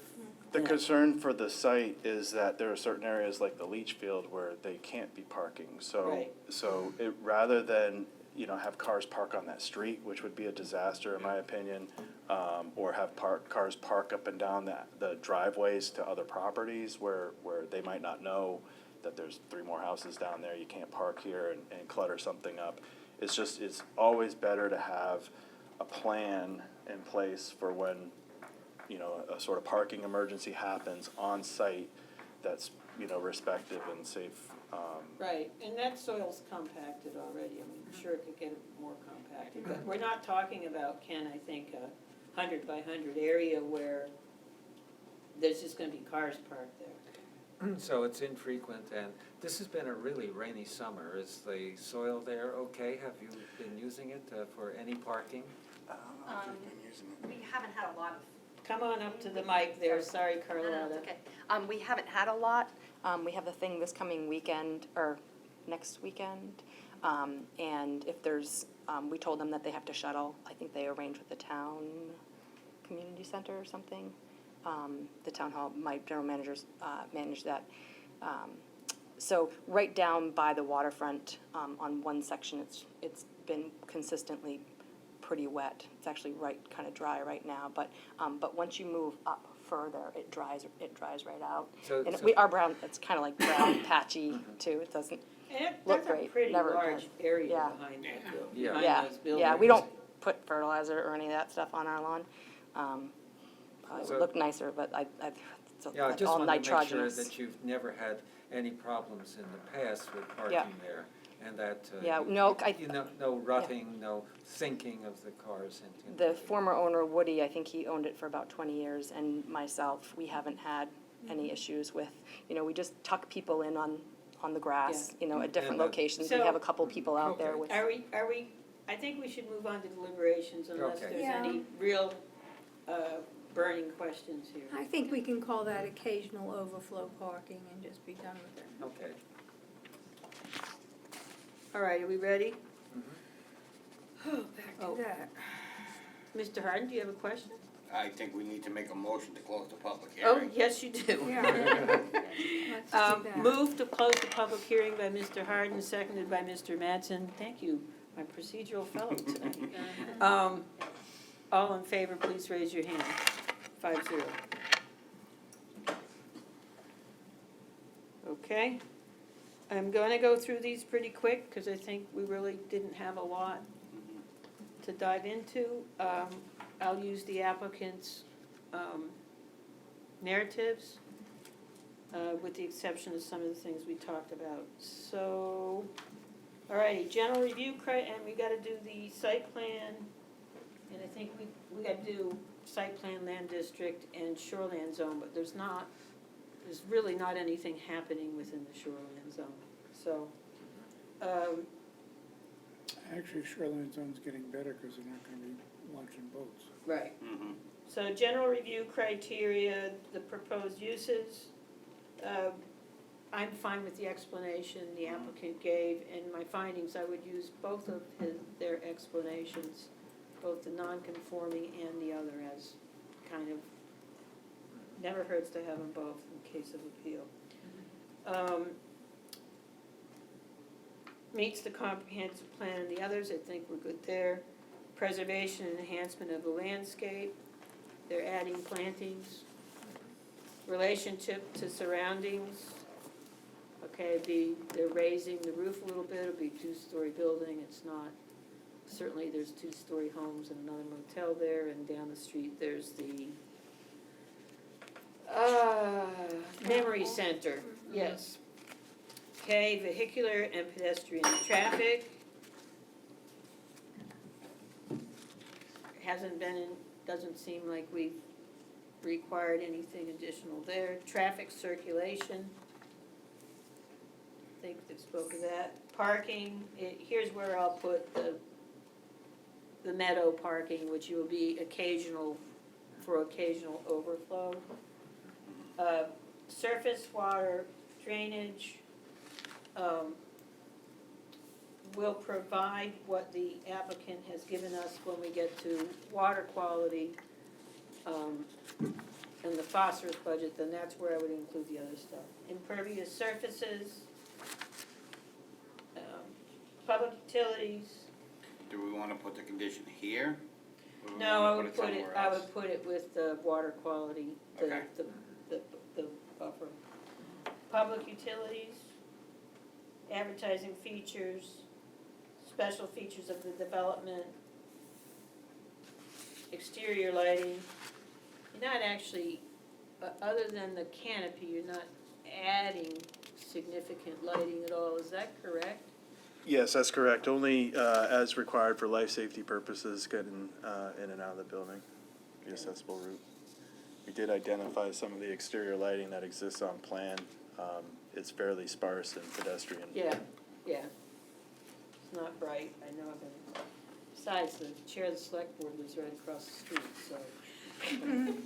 If she can't go to sleep, she's gonna let you know. She did, and we replaced the bulbs. There you go. And then she See? worked, and then she worked for us. Okay, emergency vehicle access, Mr. Garland, you have any concerns about emergency vehicle access?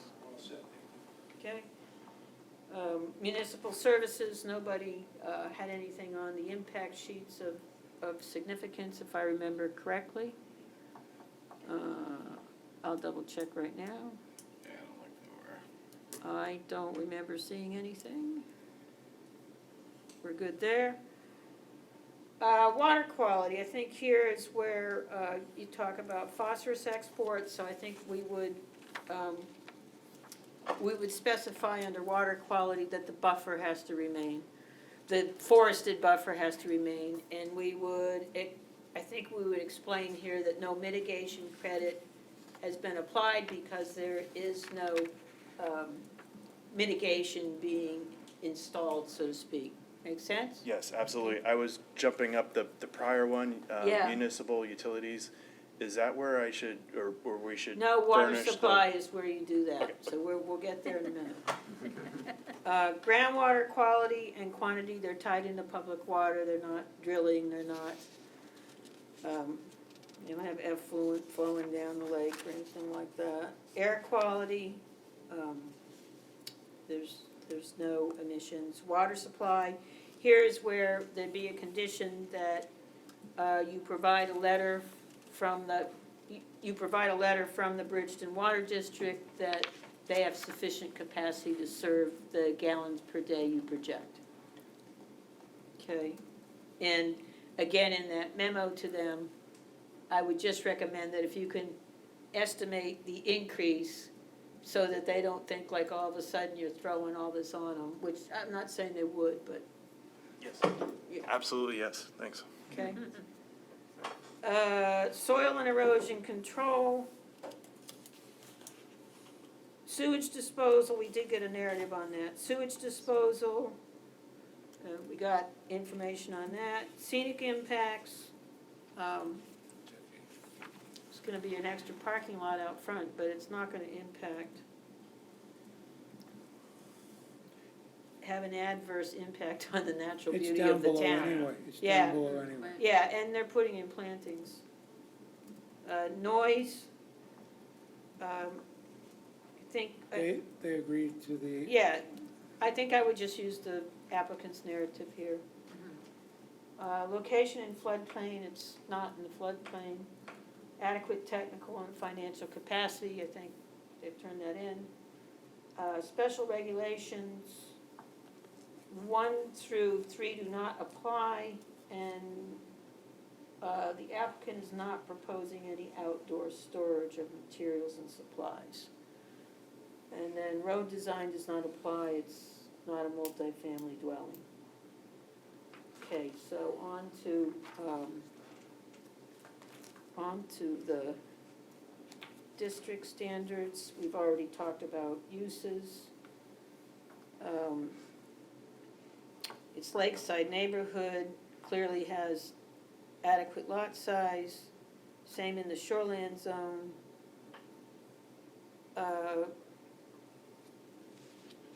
Where's, frontage is fine, shore frontage is, 300 feet is required, but they're not, it's, how many feet is shore frontage do you have? You must have, Over,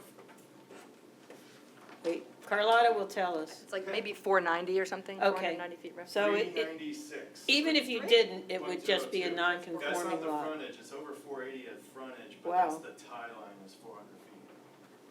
That's what we count as frontage, is the tile Yeah, so it's lines. over 480. Okay, great. Maximum lot coverage, they've given us information on that. Minimum contiguous private open area does not apply. The setback line does not apply. The maximum front setback line, minimum front setback line is 20 feet. You're not encroaching closer than 20 feet to the road, correct? If I remember looking at the plans. No, not in any Okay. area. Setback line from common lot lines applicable to all structures. The driveway would be grandfathered, but I think it's more than 10 feet away from everything on there is grandfathered if it's within 10 feet, as long as they're not expanding towards the side, and they're not. The canopy, how close is that to the side yard? It's behind the building.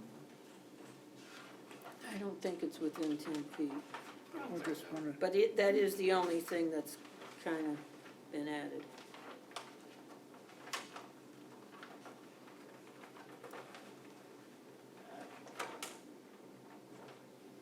13 feet 2 inches.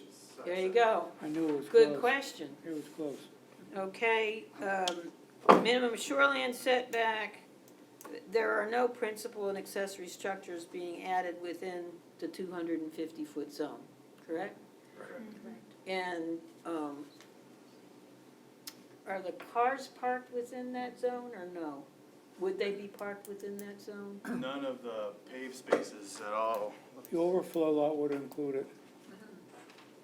There's the overflow's the one I'm thinking about. Yeah, we made sure we're outside of the 75 and 100, but I don't Okay, know if that, it's that, outside the 250. that's good enough, that's good enough for me. All right, height has been met. May I ask a question Yeah. about parking? We said that sometimes families with kids and coolers and things going down to the waterfront would use a car. Are there restrictions leaving the car at the beachfront, at the lakefront? No, I don't think they're doing that. Go ahead, you might have So the a- only time that most of my staff knows, the only time that we have people leave their vehicles if they have mobility issues. Uh-huh. If there's somebody that's older, hips or knees or something like Right. that, I don't mind if they Like leave their vehicles. myself. Yeah, but people with families, they just Right, might you drive just down there. said drop Yeah, we off don't and want they have to take cars the car back. down Thank- there ever. thank you. Yeah, it just looks and, Right. but unless somebody has a No, mobility you're issue. absolutely right, and that's what I was thinking, that I know you would respond that way. Okay. In conformance with dimensional standards on the items that are in here for shoreland zoning, none of these apply since no structures are being put in there. It's not in GD1 or GD2. There's no decks extending over water bodies, et cetera. No So we're change. done with that. In terms of district-specific standards, the outer lakeside corridor, lakeside neighborhood, maximum front area setback not regulated, facade not regulated, facade building projection not regulated, street wall not regulated, garage not regulated, corner lots, it's not a corner lot, landscaping not regulated, but careful planning and oversight is encouraged, and that's what they've represented in their landscape plan. That takes care of that. And on to shoreline zoning.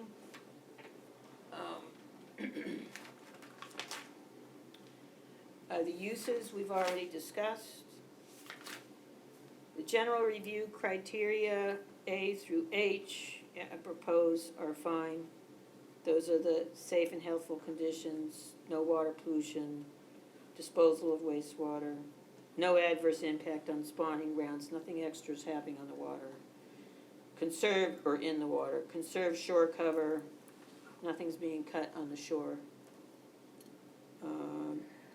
There's no indication there's archaeological and historic resources, no floodplain, and it's in conformance with the dimensional standards in the other areas. In terms of land use standards, there's nothing being put into the area, and including a designated official parking area. The road and driveway exists and is not being improved, correct? Not being widened or, you can improve it, but you're not proposing that. Signs, not in the RP or SP, stormwater runoff, we talked about, septic waste disposal, talked about essential services. There are no new essential services being put in. There is the solar, but that's allowed and it's not really an essential service. Mineral exploration doesn't apply, mineral extraction doesn't apply, agriculture. I don't see anything else in the various things, including vegetation removal, that applies. On water quality, which is you,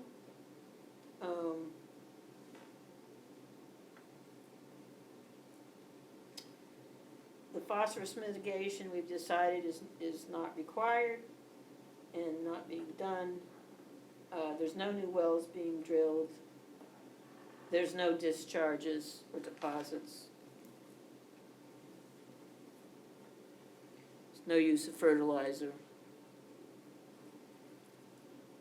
Archaeological sites, photographic record. They're not disturbing anything within the shoreland zone, so they're not required to have that photographic record. Is that correct, Ms. Day? I'm sorry, I was reading. Since they're not installing or doing anything in the shoreland zone, they don't have to turn in the before and after photos. Are they supposed to turn in? Only if it's just in a- shoreland. Okay, only, okay, great. So, what we have is, it meeting all standards with the condition, of the buffer for, to help with phosphorus export, and, with the condition on, getting a letter from the Bridgton Water District. So I'd accept a motion to that effect. Moved by Mr.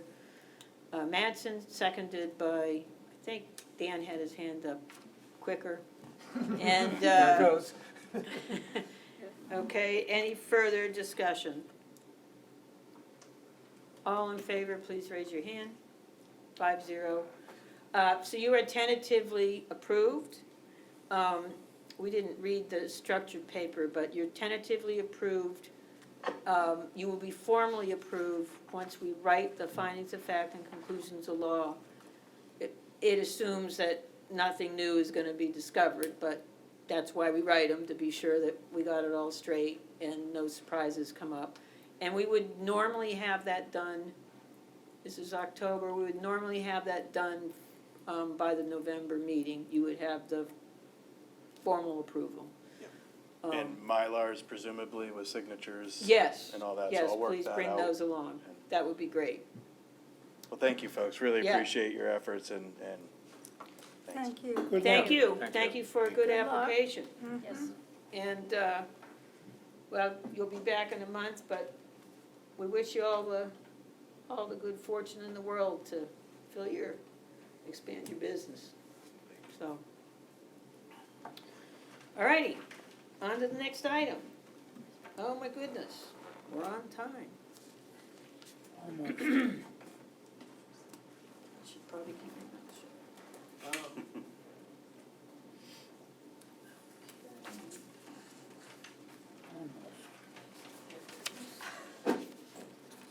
All right, next on the agenda is an amendment for Chad Bourne, oops. No, Maker's Maker's Mill. Mill. Sorry.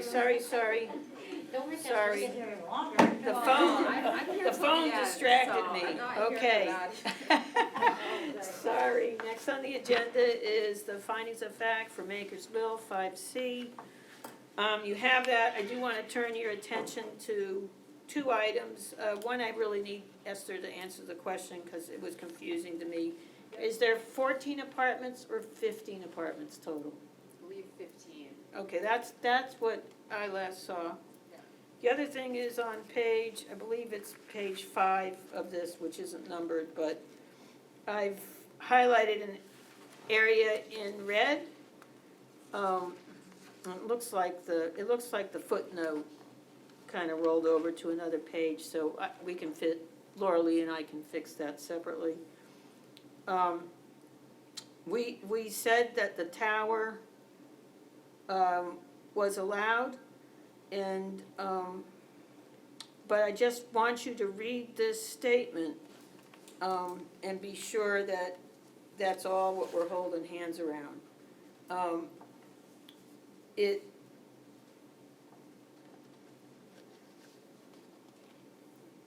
The footnote on page 25 below footnote 25 below the dimensional table reads as follows.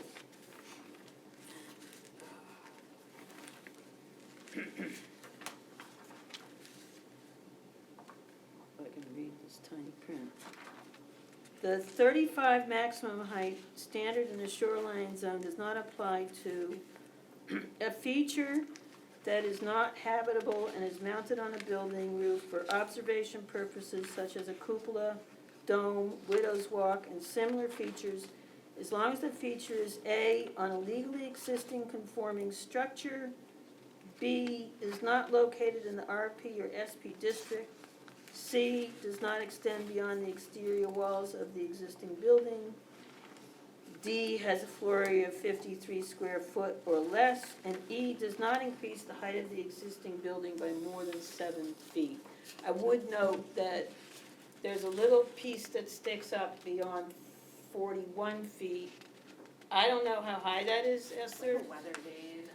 Yeah, the weather vane? Yeah, I don't have a height measurement on it. Yeah, I guess what I trust you'll do is keep the total to less than 47, 35 and 7 is 42. Very good. Make everybody comfortable with that? Is everybody comfortable with our ruling on this? Overruling on the height of the tower? The tower, yeah. I'm good with the tower. Yeah. I found the interpretation to be a little confusing about it being an existing building. But I think given the design of it, I think there's some room for gray area there. The standard actually says if it's an existing building that's not non-conforming. Well, it's not technically existing yet, but one could argue they could add that after it is existing, so. But none of you seem like you want to change the decision. Okay. So I'll get that, I'll take the red out with Laura Lee. Deb, I noticed, in the earlier, if I'm in the right copy, page 5 of 17, where you have red, there seems to be, just a typo. The tower placement is within the GD2 shoreline zone and exceeds. It's either it exceeds or just take that out and say and exceeds. Where are you finding that? Page 5. On the 5, but where is it relative to the It's, red? it's in the red. Oh, it's in the red, The red's Yeah. coming out, correct? yeah. Yeah, the Yeah. red's Well, it's coming gonna out. it's gonna go to black, it's not gonna come out. Right, so what you'll wanna do is you could either change that is to it or just take it out altogether. I just put it, Yeah. Okay. because we need to explain, otherwise on appeal it could fail if Yeah. that's not in there. Fine. Okay, all right, anything else? On this, didn't we discuss that the street walls would be with perennials? I believe so, yes, we did, and I can just add, What- So we add perennials to. I'm just gonna put a little star and put the word, It's two places, it's in the third page, on the street wall along the main street, and then it's in, Yeah, it's like the three I found the other Three spot, pigs. and I just put perennial. building levels. I insert the word perennial, or I will That's insert it fine. before flower bed, and I'll do it, where is it on the, what page is it on the first one you found? 3, It's letter in E. Letter E. E, Okay. Okay, again, I'll put perennial landscape beds. Mhm. Is that everything? Did a wonderful job. Yeah, very good. Probably could have been shorter if I'd have had time to make it shorter, but I didn't. I thought you did a great job. Yeah. Okay, I'd accept a motion to approve these. Moved by Mr. Harden to accept the findings of fact and conclusions of law for Maker's Mills, seconded by Mr. Mattson. Any further discussion? All in favor, please raise your hand. 5-0. Good luck, congrats, we'll look forward to the product. And I will, we'll make these corrections and then it'll be part of the file. Okay, thank Okay. you. All I'm right? here till the end, so. Yeah, you are. Yeah. So, I think I've already, I mean, you can look, I think all you really need to do is the changes. need to be signed, I will. You might not even need to do that. Okay, now next on the agenda. Chadbourne Hill. Take a 5-minute break and then start up. Okay, Business. 5 minutes, please, we got, and that's, 7:20 yeah. or 7:19, depending. 7:19. To order? Okay, so next up is, I'm sure by the time I finish this, there's Miss Miller right there. Next up is new business, 6A, Chadbourne Hill Solar, map 19, lot 23A. The applicant submitted proof of right, title, and interest, so they have standing. It's still owned by Northeast Properties, which you'll see. This is an amendment to reduce the size of the solar farm that was originally approved and what's associated with that. Does anybody feel the need to recuse themselves? No. Okay. Do we feel we need a public hearing or a site walk? No. We've actually walked this site in the past, We have. okay? Do we feel I should have asked first, do we feel the application is substantially complete? Yes. Okay? All right, so if the applicant could come up, introduce yourself, please. You must be Holly, is that I am. correct? Hello. If you could introduce yourself and just give us a brief up from overview of the Massachusetts? project. I did, yep. So I'm Holly Ganser with New Leaf Energy, here on behalf of Chadbourne Hill Solar One, who is the applicant of this project. As Deborah explained, we're here asking for an amendment for a reduction in size of this project. The project was previously approved by the board in September of 2021. So we are asking permission to reduce the project size from a 1.99 megawatt system to a 0.99 megawatt system, which would reduce the fenced-in area down from 10.88 acres to about 6.7 acres. And I can show you on the plan kind of where that reduction is coming from, just so you can visually see it. But it's a fairly simple reduction in the system size. Is there panels up there now? So that's a project next door on the Ricker Hill. Yeah, there's no panels. But there's Okay, well, I'm nothing just on as our, confused nothing when on I our drove up property. there the other day. That's the adjacent property, that's the Ricker Hill Orchards that Okay. may have also ended up being Borrego Solar at some point. That was not. No, it wasn't, it was Neptune or something like that. I apologize, the colors may be a bit hard to see, I didn't realize we'd be so far away here, but the original fence line went all the way up to the setback off that upper property line, and we are bringing it down to where you see it now on the plan that we submitted. So we're just taking what was proposed up here and removing it completely out of the project. But you'll see that the fence line on that southern edge is remaining the same as what was previously approved, so nothing is getting any closer. And you're not crossing the brook. If I recall, the original over the brook. plan had some over here, and that was eliminated. Correct, and I believe, and I wasn't a part of the project Right. at that point, but we did ask for an amendment to reduce that system Right. all the way down to here, and now we're asking for a further reduction in the system size. Okay.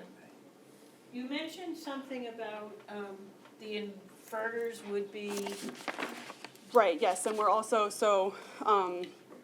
just electrically, and you have to excuse me, I'm not an electrical engineer, so I may babble through this a bit, but there was a central inverter proposed on this project at the equipment pad area, and now, just through studies with the utility and feedback from the people who will ultimately be owning this project and operating this project, we are requesting to change to string inverters, which will still be located at that equipment pad area. It's just a change of equipment, essentially. and are those any noisier in whole than the others? No. No. What is a string? Oh, I'm sorry. Dan, I think Dan can answer this. Okay. I can kind of maybe help you with Save I'm that. just a civil engineer, so I think can't it electrically means they're explain looped that bit. together, Yeah, Dan, they're instead of wired being in Are they series spread, versus are one they section. spread Thank you. out? What I'm Thank you. asking is, are they spread out? It's more Or is pieces it of just the way equipment. you loop them together? It's more pieces of equipment, but they'll also be located on that equipment pad that In the is. same place? In the same place that Okay, it was that's proposed all. before. Yep. Okay. Thank you, Dan. Any other questions for the applicant? If not, I propose that we go ahead and deliberate, Okay. okay? Long trip, huh? It's okay, it was worth it. Yeah, where did you drive from? Massachusetts. Oh, my Where in goodness. Massachusetts? Lowell is our Oh, headquarters. Lowell, okay, Yep. well, At least the northern part of the state. Yeah. Yep. all right. And it was a great drive, it was beautiful. So, what Are you I, trying to get home so tonight? this would just be the site plan and the land use district. I wanna try and make this fairly quick. I think the findings of fact can just state what the changes are. We can still include all the standards, but I would make a note where anything changes. There's, I mean, we've approved this already. yeah, well, there's no change that influences the dimensional standards. They're reducing the size. They're not changing the setbacks. So anything. Did you ask for a change in the fence? No. No, it's the same dark The vinyl- fence. Side vinyl Oh, fence? Yeah. correct, yes, we're still And proposing that. it's set opaque back the fence same at front. amount. You're not increasing the impervious area of the road, right? Nope. And the No. pad? Nope. Nope, so there's no change in dimensional standards, there's no change in impervious. There's no change in any of the other standards in terms of that are in the site plan, noise. That's why I asked about that I can think of. Is there anything anybody else can think of that? Okay. Ken? Just out of curiosity, the part that was originally designated up in the upper corner, has anything been removed there? Trees, anything? No, construction on this project has not begun. No construction? Nope. Okay. You said 24, 25 it would be finished, right? That's what we're targeting right now. The project, and this is across the entire state of Maine, is in a cluster study for interconnecting into the grid, and that the delivery of They've all those been studies is controlled by CMP, the utility, so we can't start construction until we have that agreement to tie into the grid, and Right. those are widely Right. delayed across the entire state. May I ask? Ms. Miller, did you have a question on the standards? Yes, I did. Are you making the remaining arrays, are you arranging them more compactly to get more into that area? Or are they going to be arranged the same and you're just lopping off some? They should be arranged the same, just lopping off a few. So you're not increasing the density of them in the smaller area? They don't have to since they don't have, No, I'm just Yeah. asking. okay. It's not in the shoreland zone, and in terms of other dimensional standards, it's not a structure with a roof, et cetera. Looking at the conditions of approval from the last one, the first one would still apply. The permittee shall secure and comply with all applicable licenses, permits, blah, blah, blah, requirements of federal and state agencies prior to starting construction, and provide a copy of them to the town for the record, so make sure that's continued. The vinyl fencing was a condition, and I think I would just say that condition still holds and is intended to be done. The lawn being mowed twice a year would stay. The condition about the opaque fencing would stay. The construction activities authorized in this permit must be substantially started within 2 years.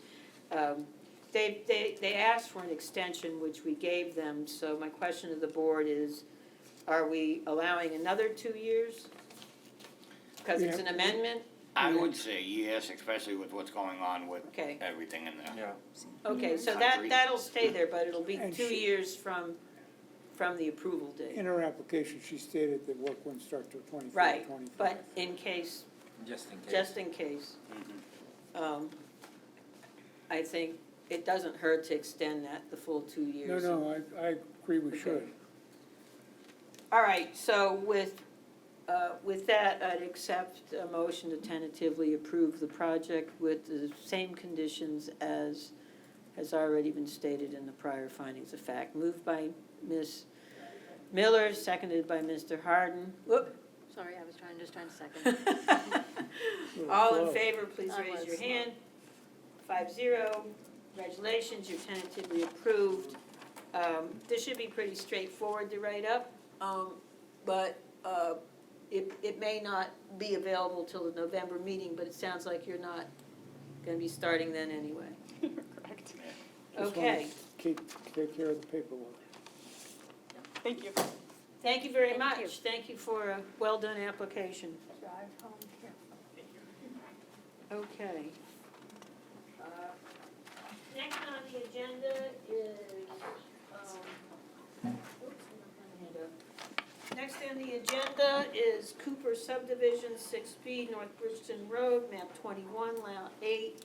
This is a pre-application meeting for a subdivision, and the objective of this is to allow the board to provide non-binding advice to the applicant. Before we get too much further,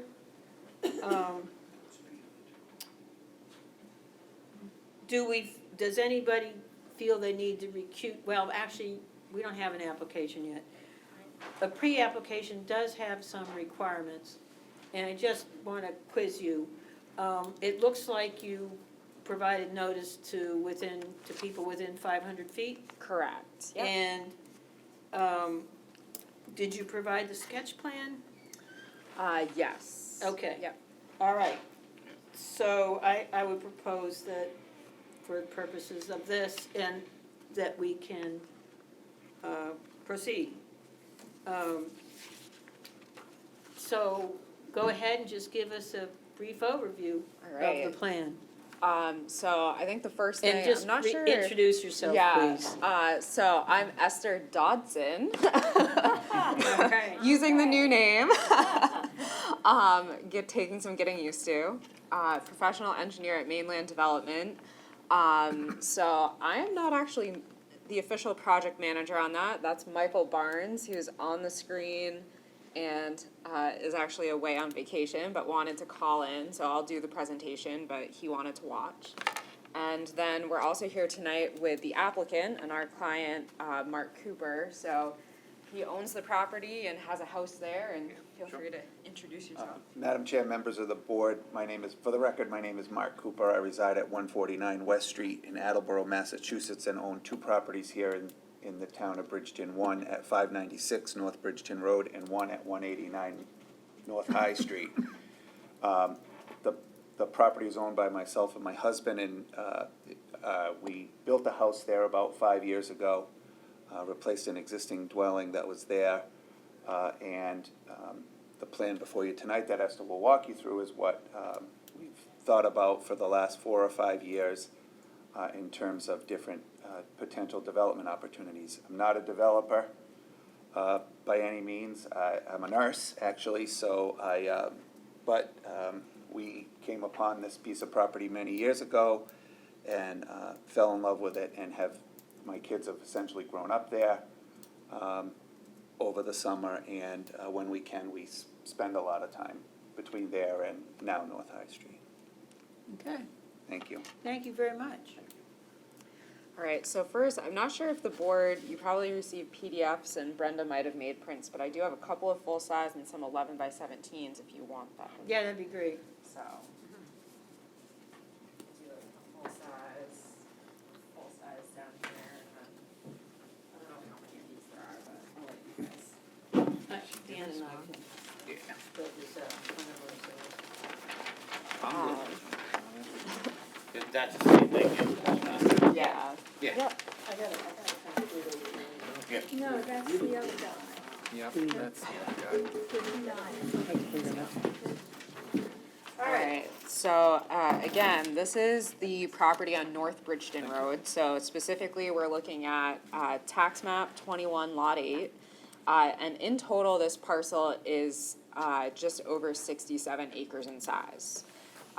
There's frontage on Route 37, so North Bridgton Road, and then kind of in the middle of the property, there's an intersection, and that turns into, Bear Pond Road, so it has frontage technically like on both of those roads.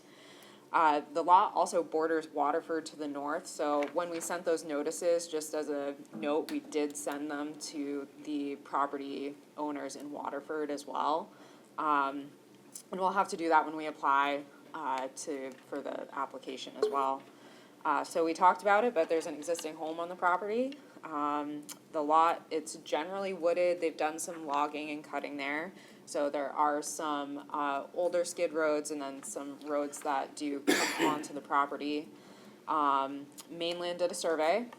We also did natural resources. This is, some of the least amount of wetlands I've seen on an undeveloped, piece of property for a while. So we didn't find any regulatory streams. We did find some wetlands. We did not find any vernal pools. So no setbacks related to anything like that. The property, it is relatively steep in some areas, so, it's moderately sloping, steeply sloping, and once you get to the western portion, it's extremely, extremely steep. But you do get some really nice views from up on the top of the property where it flattens out, and that's kind of primarily where the development is centered. So, talking about town standards, we're in the rural neighborhood district, and then a portion of this lot is within the Bear River Aquifer Overlay District, and that's Zone B of the Aquifer Overlay District. So it doesn't show up super well on the plan that's up there. You might be able to see it better on your handouts, but there's a dashed line, and if I had been thinking, I would have highlighted it or made it bold before the meeting here, but there's a dashed line. It runs essentially, kind of on the, it's a dashed line along the top of the property, and from that line to the east, so on the road side, that's all the portion of the lot that's within that watershed protection district, just to clarify. So going towards the road. So going towards the road, from that dashed line towards the road. So everything up to that line Is is within. within the aquifer. Correct, yep. The B side, yes. They have the A and B, this isn't B, to clarify. So as far as what's proposed, so what we've shown on this concept plan, so far, there's 46 duplexes shown, and that would be for a total of 92 dwellings. So one of the things to note is that in the Aquifer Protection District, there's a larger lot size requirement when we're looking at this type of, the other clarification is that we'll be doing essentially a planned unit or condo style development here. So we're not proposing sort of the traditional single family lots. But they would be planned units, they would be duplexes, and there would be an association. Everything is essentially common land around them. And then I believe the house and potentially a second lot, we're kind of maybe in the works with that, would be split off separately, but everything as it's shown right now would all be part of this planned unit development. Is there gonna be just because I'm paying attention to is there gonna be to get to the 5,000 square feet lot size, is there gonna be a central water system and sewer system? So we would be doing either shared or common water and septic. So I believe when it says central, it just requires it to be shared. So Correct. Potentially two of the buildings might share a septic or something like that. But it would be common water and common sewer. And that would allow that 5,000 square feet. That 5,000 square feet can only be used for the portion outside of the aquifer district. Right. And within the aquifer district, it would be 40,000 square feet per unit. And so that essentially gives us a total allowable units within that district, of either 20 duplexes, which would be 40 dwellings, if that makes sense. So that's what we've shown, on the plan to date. It might adjust a little bit as we get into the design a little bit more, but just roughly speaking, that's what we're looking at for numbers. Mr. Cooper, he does have some kind of basic floor plans in mind, so there's a development he's familiar with, somewhere else where they had, some, what they call like the villas. And I do have a couple of pictures as far as what these units would look like. So when we do a package to the board, we'll end up including kind of probably a basic floor plan and what the building plans would be. Yeah, this would be a duplex, so there'd be 2 units in it. Thanks, Esther. Yeah, so they're a cute, pretty cute structure, and I don't know if you wanna add anything about that. Yeah, so we really tried to make the buildings look like, single-family homes regardless of which way you were looking at it. So when you see them coming in from the road, they enter from the garage. It appears as a 2-car garage, but one garage is for Unit A and the other for Unit B. They are 3-bedroom units. Today, they're proposed 3-bedroom units with the option of making it 2 bedrooms if you wanted the master upstairs and a bigger footprint on the first floor. These have first floor How many masters. square feet? What was the square footage? I can't. Unless it says on this, I'm not sure off the top of my head. Yes, so, 21. Yeah, first floor is about 875 and the second floor is about 675. 1,500 square feet. 15 to 1600. Yeah, because the basement is Yeah, and Yeah, what size 614. are yours? What's that? What size are yours? Mine are 1560 apiece, so basically the same size. Each side, or that's the combined? alright, so some other just information for the board, and again, this is all preliminary since we're just really looking at this conceptually right now. So we talked about shared water and sewer, we're not 100% sure what that looks like right now. If we do one water system, there would definitely be more than one leach field, would stay away from doing an engineered system probably. Another item that I'll just mention, so at least a portion of the lot is in the watershed of Long Lake. So we'll definitely be doing stormwater controls and phosphorus controls on site, and having to come up with that plan. The other item that I just wanna make sure we touch on a little bit is the road. So we do have 2 entrances proposed, so the entrances both come out along our frontage. One is on North Bridgton Road, and so that would be kind of on the north side, or Bear Pond, what's technically Bear Pond Road on the north side. And then an entrance just south of the existing house, off of Route 37 or North Bridgton Road. So it'd have 2 entrances and a road that essentially curves up into the site. So it is pretty steep, but we're looking at being able to get an approximately 7 to 8% grade, kind of going up the hill. And then it does flatten out once we sort of reach the top, once we get onto the wider portion of the site. So we do have a loop at the top, and that just, I think, aids in traffic flow, people getting to and from their units. So we just wanted to make sure the board sort of liked that layout, and we're wondering what you all had for some thoughts or comments or any concerns or things you So I'll would comment want on to that. see. Because the standard says subdivisions with 20 lots or units or more must have at least 2 connections with existing public roads or roads on an improved subdivision plan. Right.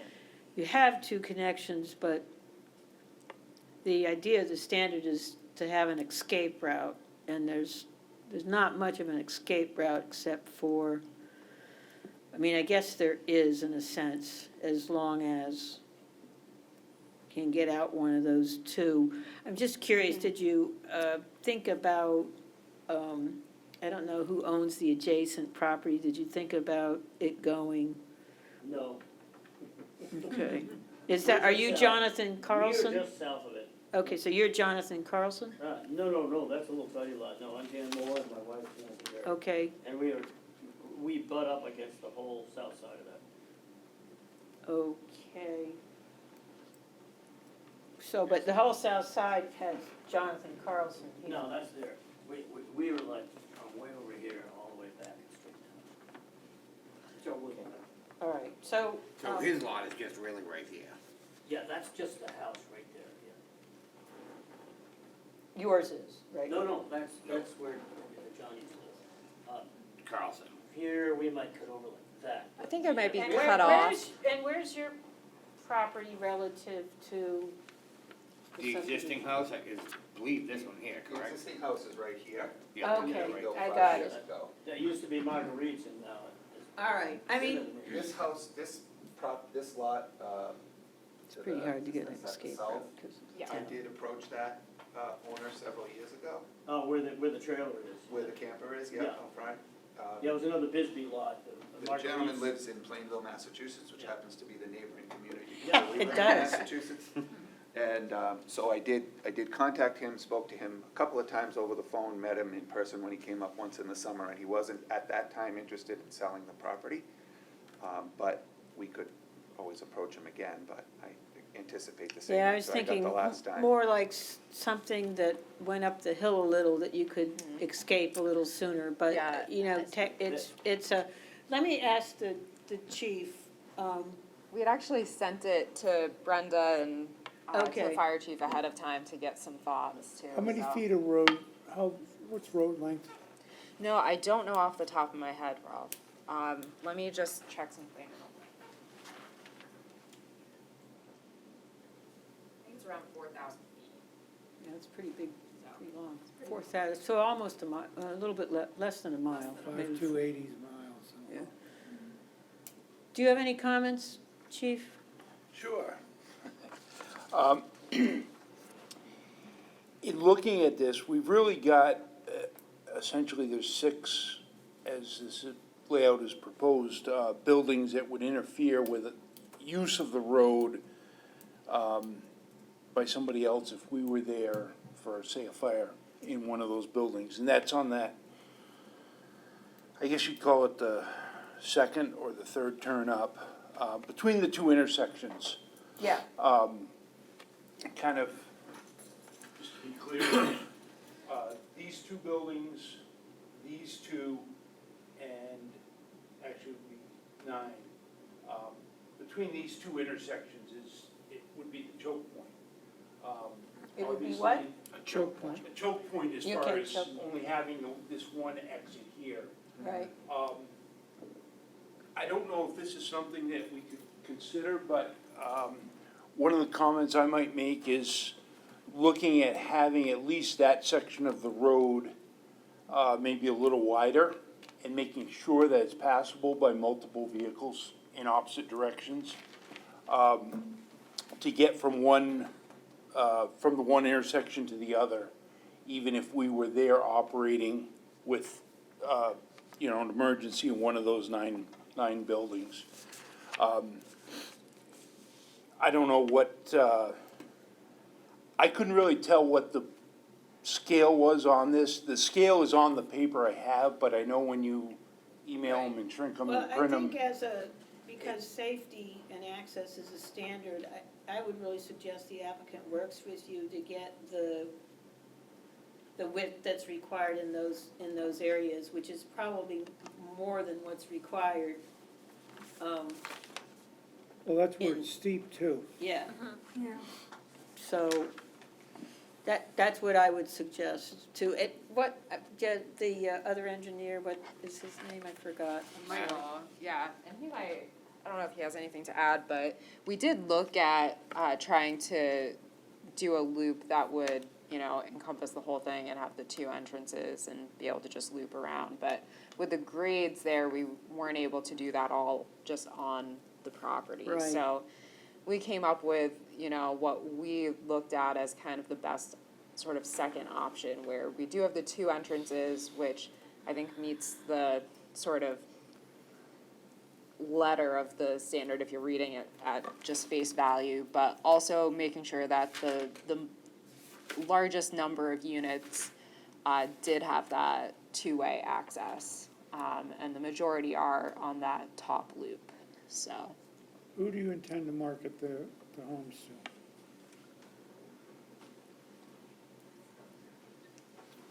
So, we sort of left that open, and that's why we did the option with the first floor master, right? So people didn't have to go upstairs, but it could be, I'm hoping it's a mix. And I'm gonna probably be at the very tip top looking out over the view. I mean, are you looking at these as secondary homes, second homes, or primary I homes? think it would probably be a mix. We haven't really thought through that. You're still in the preliminary stage. Very preliminary, yeah.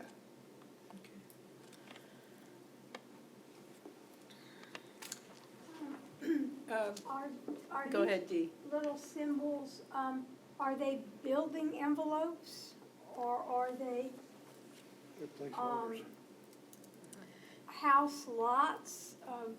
Yep. You're not subdividing the lot, No, we're not. so these little Those are, things are the footprint of the homes themselves. yes, so that's essentially just a representative footprint based on some preliminary Of floor the- plans of the that we picture. have. Of It's the just picture that based you off of see. the picture that we got and we passed around, so the rotations might change, the actual area of that Placement. might change, the driveways would look a little bit different. Yeah. It's just a placeholder basically for this You right now. may have to subdivide in order to do 5,000 square feet So I per think, lot. I think it would still fall under subdivision, but also come to you for, it's the Yeah, subdivision so I mean, slash like the- site review.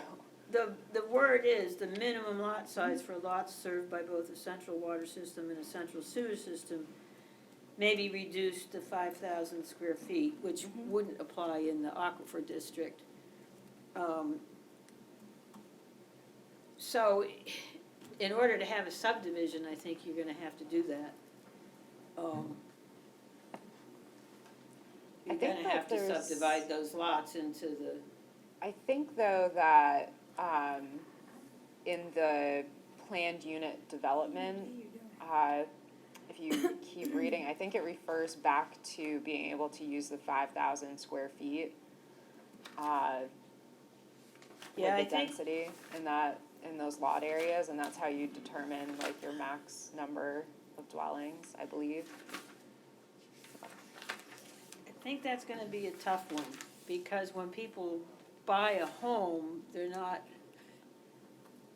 I think that's gonna be tough, because even in very dense subdivisions, you have lot lines, and it seems to me you're gonna need lot lines. Isn't this cluster? Well, so a cluster, you would do No, lot it's not lines, cluster. but we'd be looking at either a planned unit or like a condo. It's not cluster because Right. where the space is arranged. Yeah. I would just say that concerns me, because that may present other issues. Array in housing, natural resources, establish plan preservation. I think we did something similar up on Eco Estates. I'd have to go back and look, but those are not split lots, those houses up in there are duplexes and they are bought, Yeah, they're PUDs. yes. Yeah, right, Yep. so that's what that planned unit They don't have development. lots?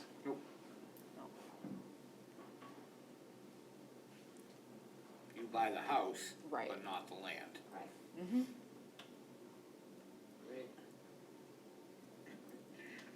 Yeah, it says that density requirements must be based on the minimum lot size and lot frontage of the other sections, so that's where I am on that, and I think you definitely beyond the aquifer, I think those, or within the aquifer, it's 40,000 square feet Right. per dwelling unit. So each unit is 2 dwelling units. Yep, Right, and that's how we, that's what she came up with the and that's how we calculation, came up with that number. 40 units, Right, right, 40 units were within the Bear aquifer, right. yeah. And so that's the Which is max 20 number buildings. we could have there. Well, Right. there's 47 buildings on this thing, 46. So if you look at the area breakdown, so within the aquifer, district, so there's, and this is in square feet, so there's 1,669,247 square feet. And it's 40,000 square feet per dwelling. And that gives us 40 dwellings, which would be 20 duplexes. So right now, within that district, we've shown the 20 duplexes, in that planned unit development arrangement, so there'd be an acre per. Outside of the aquifer district, there's 831,000 square feet, a little bit more than that really, and that's where we're using that 5,000 square feet per dwelling. So that would give us 166 allowable units, but it wouldn't be very practical here to fit that many in that area. It would be way too tight, way too dense for what we're trying to do here, so. Yeah, the way this reads, it says per lot, and I don't know how you create a lot without dividing it. And if you're not creating a lot, then I start to get curious about whether it defaults to the land use ordinance, which requires a lot more. And then you need to have frontage on each lot of 100 feet, so how do you determine that? Right, I think it's just that when you use the planned unit standards, we don't have to divide it, I believe. That's what we had talked about with Brenda earlier. Yeah, I'll just say I know I'm it's a little uncomfortable enough about non-traditional. it that I'm wondering if, But- and I know I probably bring legal up too much, but I am wondering if we should get a legal Yeah, I think. ruling on that, because it, Well, worst case scenario, if they can't do a PUD, then they just condoize it. Right. Essentially, Once you they could be condoize the it- same thing, you could do condos and they would just be, right. Correct, And you could still do duplexes as condos. correct. it So, does says it can be it's in in either single or. ownership or control or the subject of a joint application. It's just the language of the ordinance doesn't seem to allow it. And that's just me. I'm just wondering if we should just get that confirmed with legal, because we don't do many of these. And I think that's a 5-minute call from Brenda to legal. Or people, I would hate us to have surprises. And again, all the reasons we're here for pre-application. Yeah, so can we, Anything like this taken care of up front. Is the board agreeable to that? Certainly. Okay, so Brenda, could we do that and just, do we have to have, actually subdivide and have lot lines with frontages and all of that? I think we just wanna be sure of that before the applicant invests a lot of money. I think if you also look under, the purpose Couldn't the statement applicant? for planned unit development. Yeah, no, I did. It's just the language. Deb, couldn't the applicant provide us with that legal opinion? Fine with me. But But it's not coming from our town. not coming attorney. from our town council who knows this ordinance. So if you were gonna have a controlled environment, yeah. Yeah, I know, we've done developments like this in other towns, and so that's what we've interpreted planned unit development or condo would mean, and I think it is, is there anything in definitions that And I don't have the ordinance in front of me at the moment, but.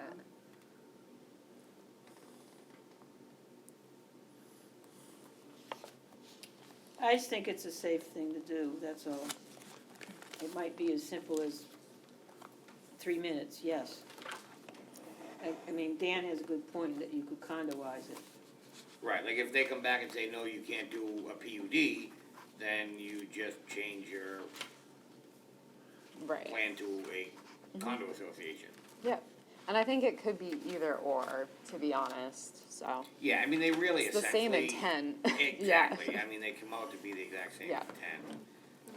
Am I the only one that's So concerned if you about look at this? the definition, it says, an integrated design for development of residential, commercial, industrial, or other uses, or a mix of such uses on one or more contiguous lots in accordance with the concept plan approved by the planning board. Where is that, Brenda? That's on Definition. page 133. Ah, of planned unit development. It's in our definitions. I think that's where we got that. Yeah. Yeah.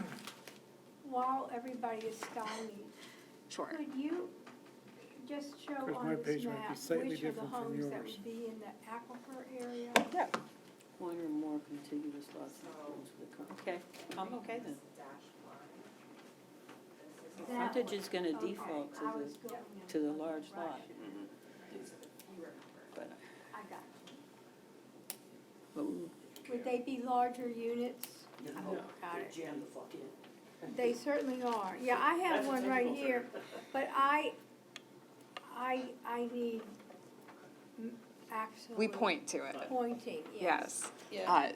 They would not be larger units. They'd probably be the same as the others, but it could be up for More widely discussion. spaced, Might but they they'd be the same larger size. units?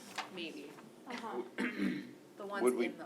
You wouldn't be putting larger units in the aquifer area because you were building on larger envelopes or areas.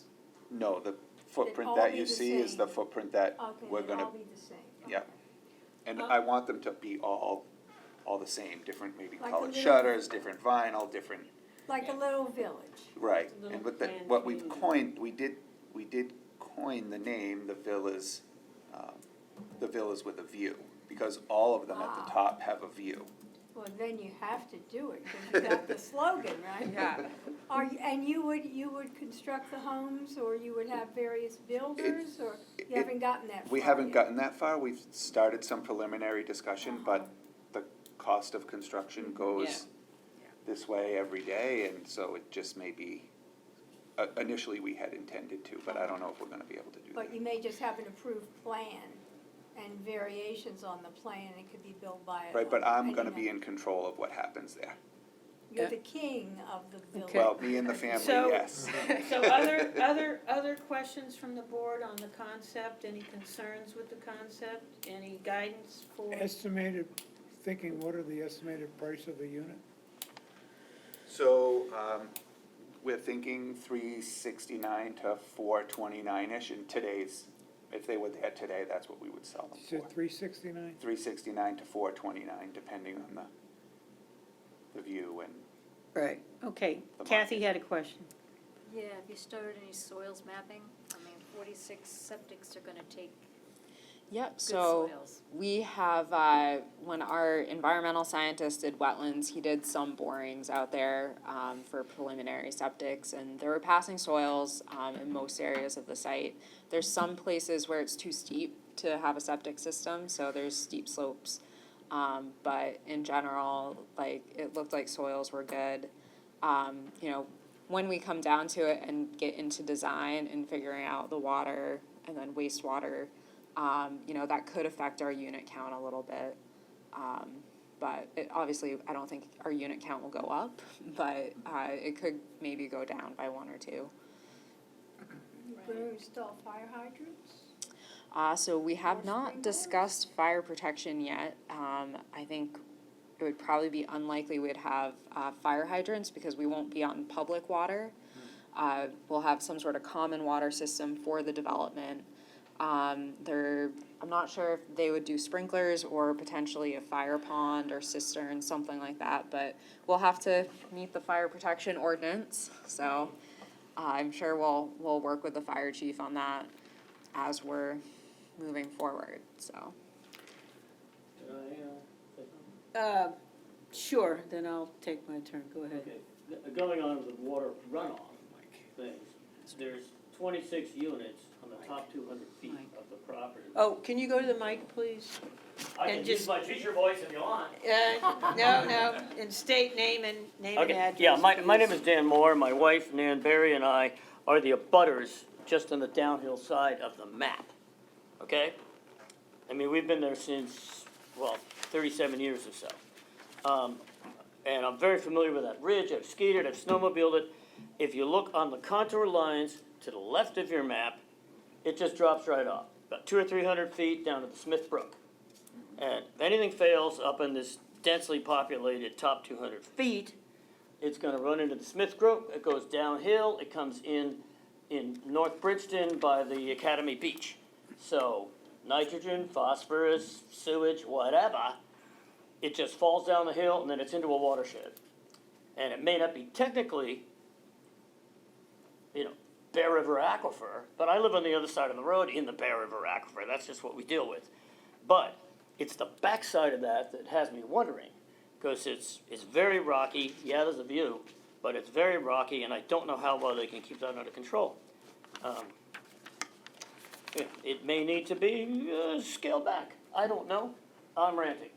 I've been Okay. ranting in my house. No, it's actually an excellent point, looking at the contours. I have other No, USGS maps if you want to see where the Smith. We're likely to call a public hearing for this Okay, good. and a site walk, so Excuse me, thank you. additional thing, but I actually think, Mr. last name? Moore. Moore brings up a really good point. I live on a very steep hillside myself with the house right along the edge. Some of those are better than others, and, that's something to think about, and whether you need to take something into consideration, because they're definitely gonna have erosion going down that hill with, in some form or fashion, with, the various roofs, so I would definitely take that into account. My other question, one of my other questions is, I see the wetlands there. Are you filling those wetlands? Are you crossing over them with some sort of a bridge or culvert or? Yeah, so we do impact and disturb, I believe, sort of 3 or 4 of the wetlands at the entrance. And the plan would be that would be fill or culverted. I haven't seen it in person, to be honest, but I don't believe it would warrant a bridge crossing with the topography and the slope. But that's something we'll be looking at as we design, so. Yeah, we wouldn't want it to be significant wetlands of any type.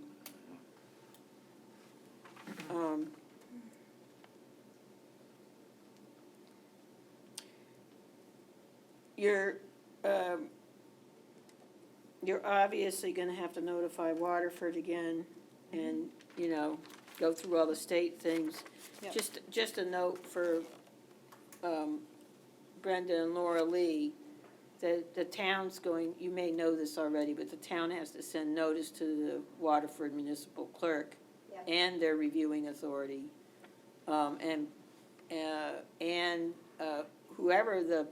Whoever's drinking water supply impacts, it might be Bridgton, so it might be going to Bridgton for that. North Bridgton there. But you definitely have to send something to Waterford. And, Sorry about it. I talked to Bill at Harrison Water District, and they had not yet heard about this development. I don't, It is after all Yeah. their Yeah, water. I talked to Bill yesterday. Okay, good, Yeah. good. That So was, he has that was a a copy better of day the ago schedule. than I Yeah. thought. Thank you. the other thing is that, you have to follow, and obviously if this plan unit development thing, the way it's interpreted, it may not have much impact anymore, but with setbacks, because you got different districts here, make sure that you are following the most restrictive setback or dimensional standard. And, you know, all the good state stuff, like I said, architectural, historic, and it looks like the chief has some more comments. I think I got, in the ensuing conversation, a couple of these answered, but I did want to make sure we were going to have a discussion about the fire protection at some point. And I was curious if you could tell me what the spacing is on the units that are along the, I guess you'd call it the top of the loop, the ones that are more densely spaced together there. Again, I wasn't confident trying to scale it off a sheet like this, because I know the scale was off. But I was just curious what that distance was. I If you know, would actually show those distances for all of them on a map, because it will help us will help the chief, and it'll help us make a safety assessment and probably other assessments. So I would show all that. Yeah, and I don't know off the top of my head what the spacing is. I think it's probably 20 to 30 feet, at least for the units along the top.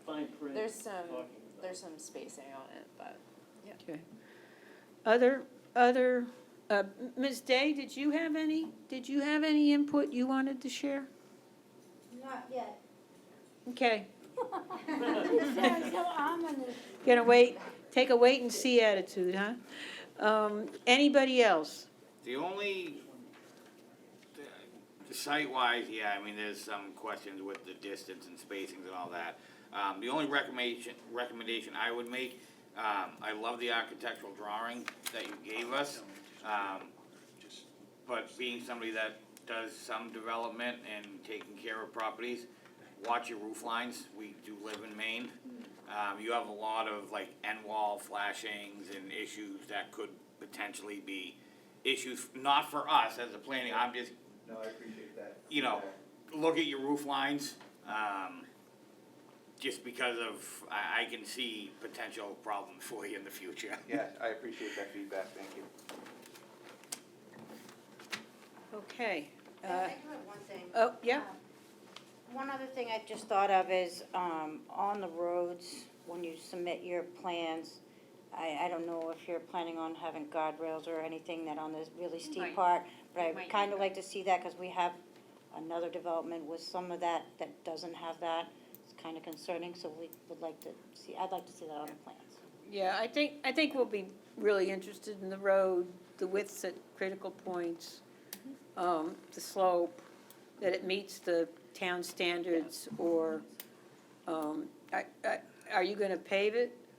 So my guess is that it will be paved. He's shaking his head, yes. Yeah. That's Just a lot. with the type of development we're looking at, I was anticipating a paved road. Okay. So that does help, just with accessibility and steep slopes. And- But we are intending it will probably be a private road because there'll be an association, so I Right. don't think we'll be turning this over to the town. I know that gives us a little bit of flexibility in the road standards, but we still wanna try to meet, be as close as we can to the town requirements, so. Ms. You know, Miller? I was wondering, and I don't know an answer.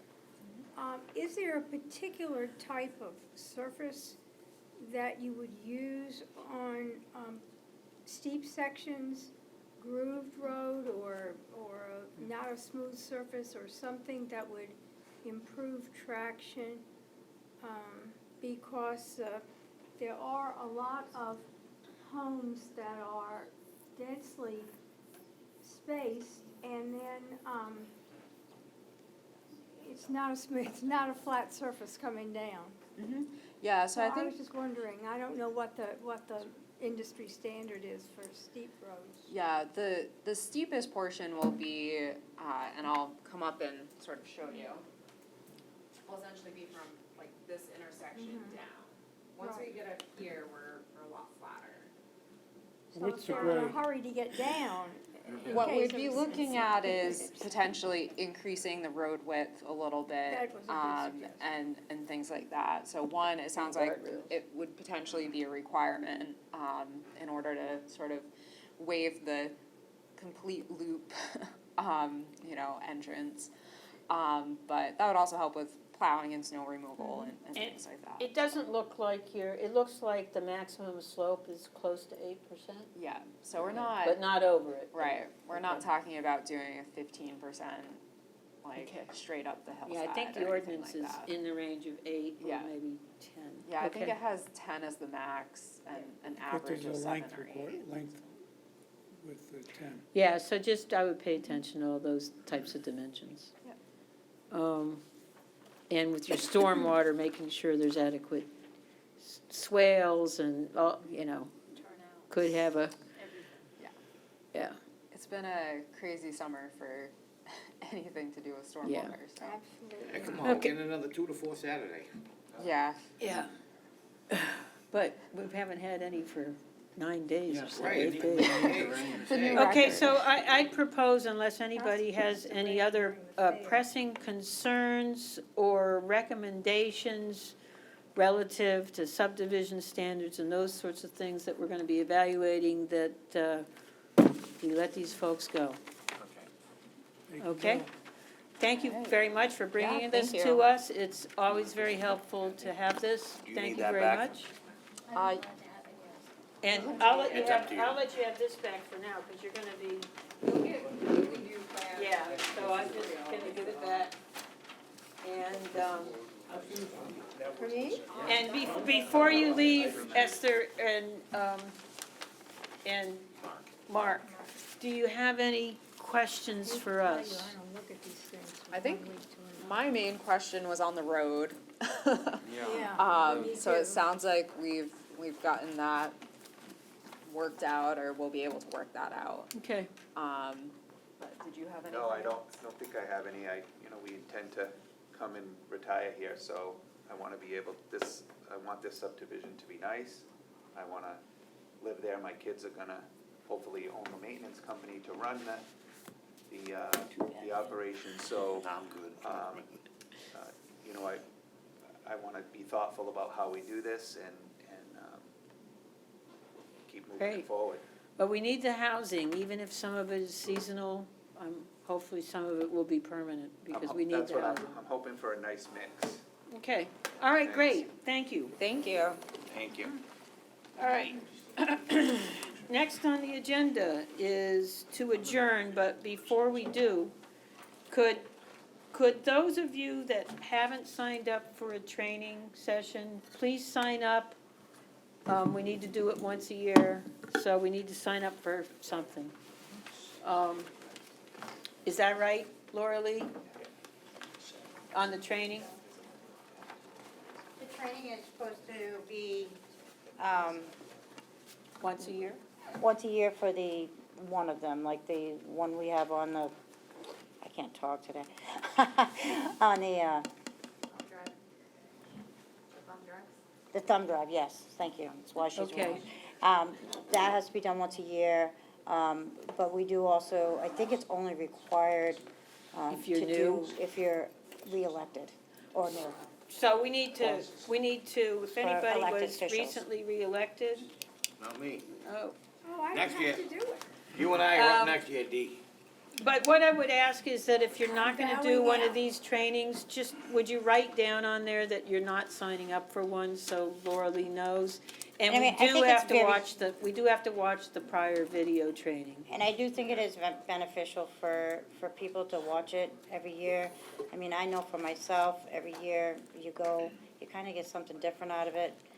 Well, maybe what we can do is at one of our workshops. Absolutely. Maybe we can have just a separate workshop at a That would be convenient good. time And to do everybody, that. we can just play it on the screen. Yeah, That would be great. good. We can do that. Yeah, I'd like to do that. Don't wanna make a because mistake, cause it's quite a pickle. Otherwise, I don't It know what a is. thumb drive is. I put a little Okay. in there for you. Motion to adjourn, moved by Mr. Harden, seconded by Mr. Mattson. All in favor, please raise your hand. 5-0. Thank you very much, everybody.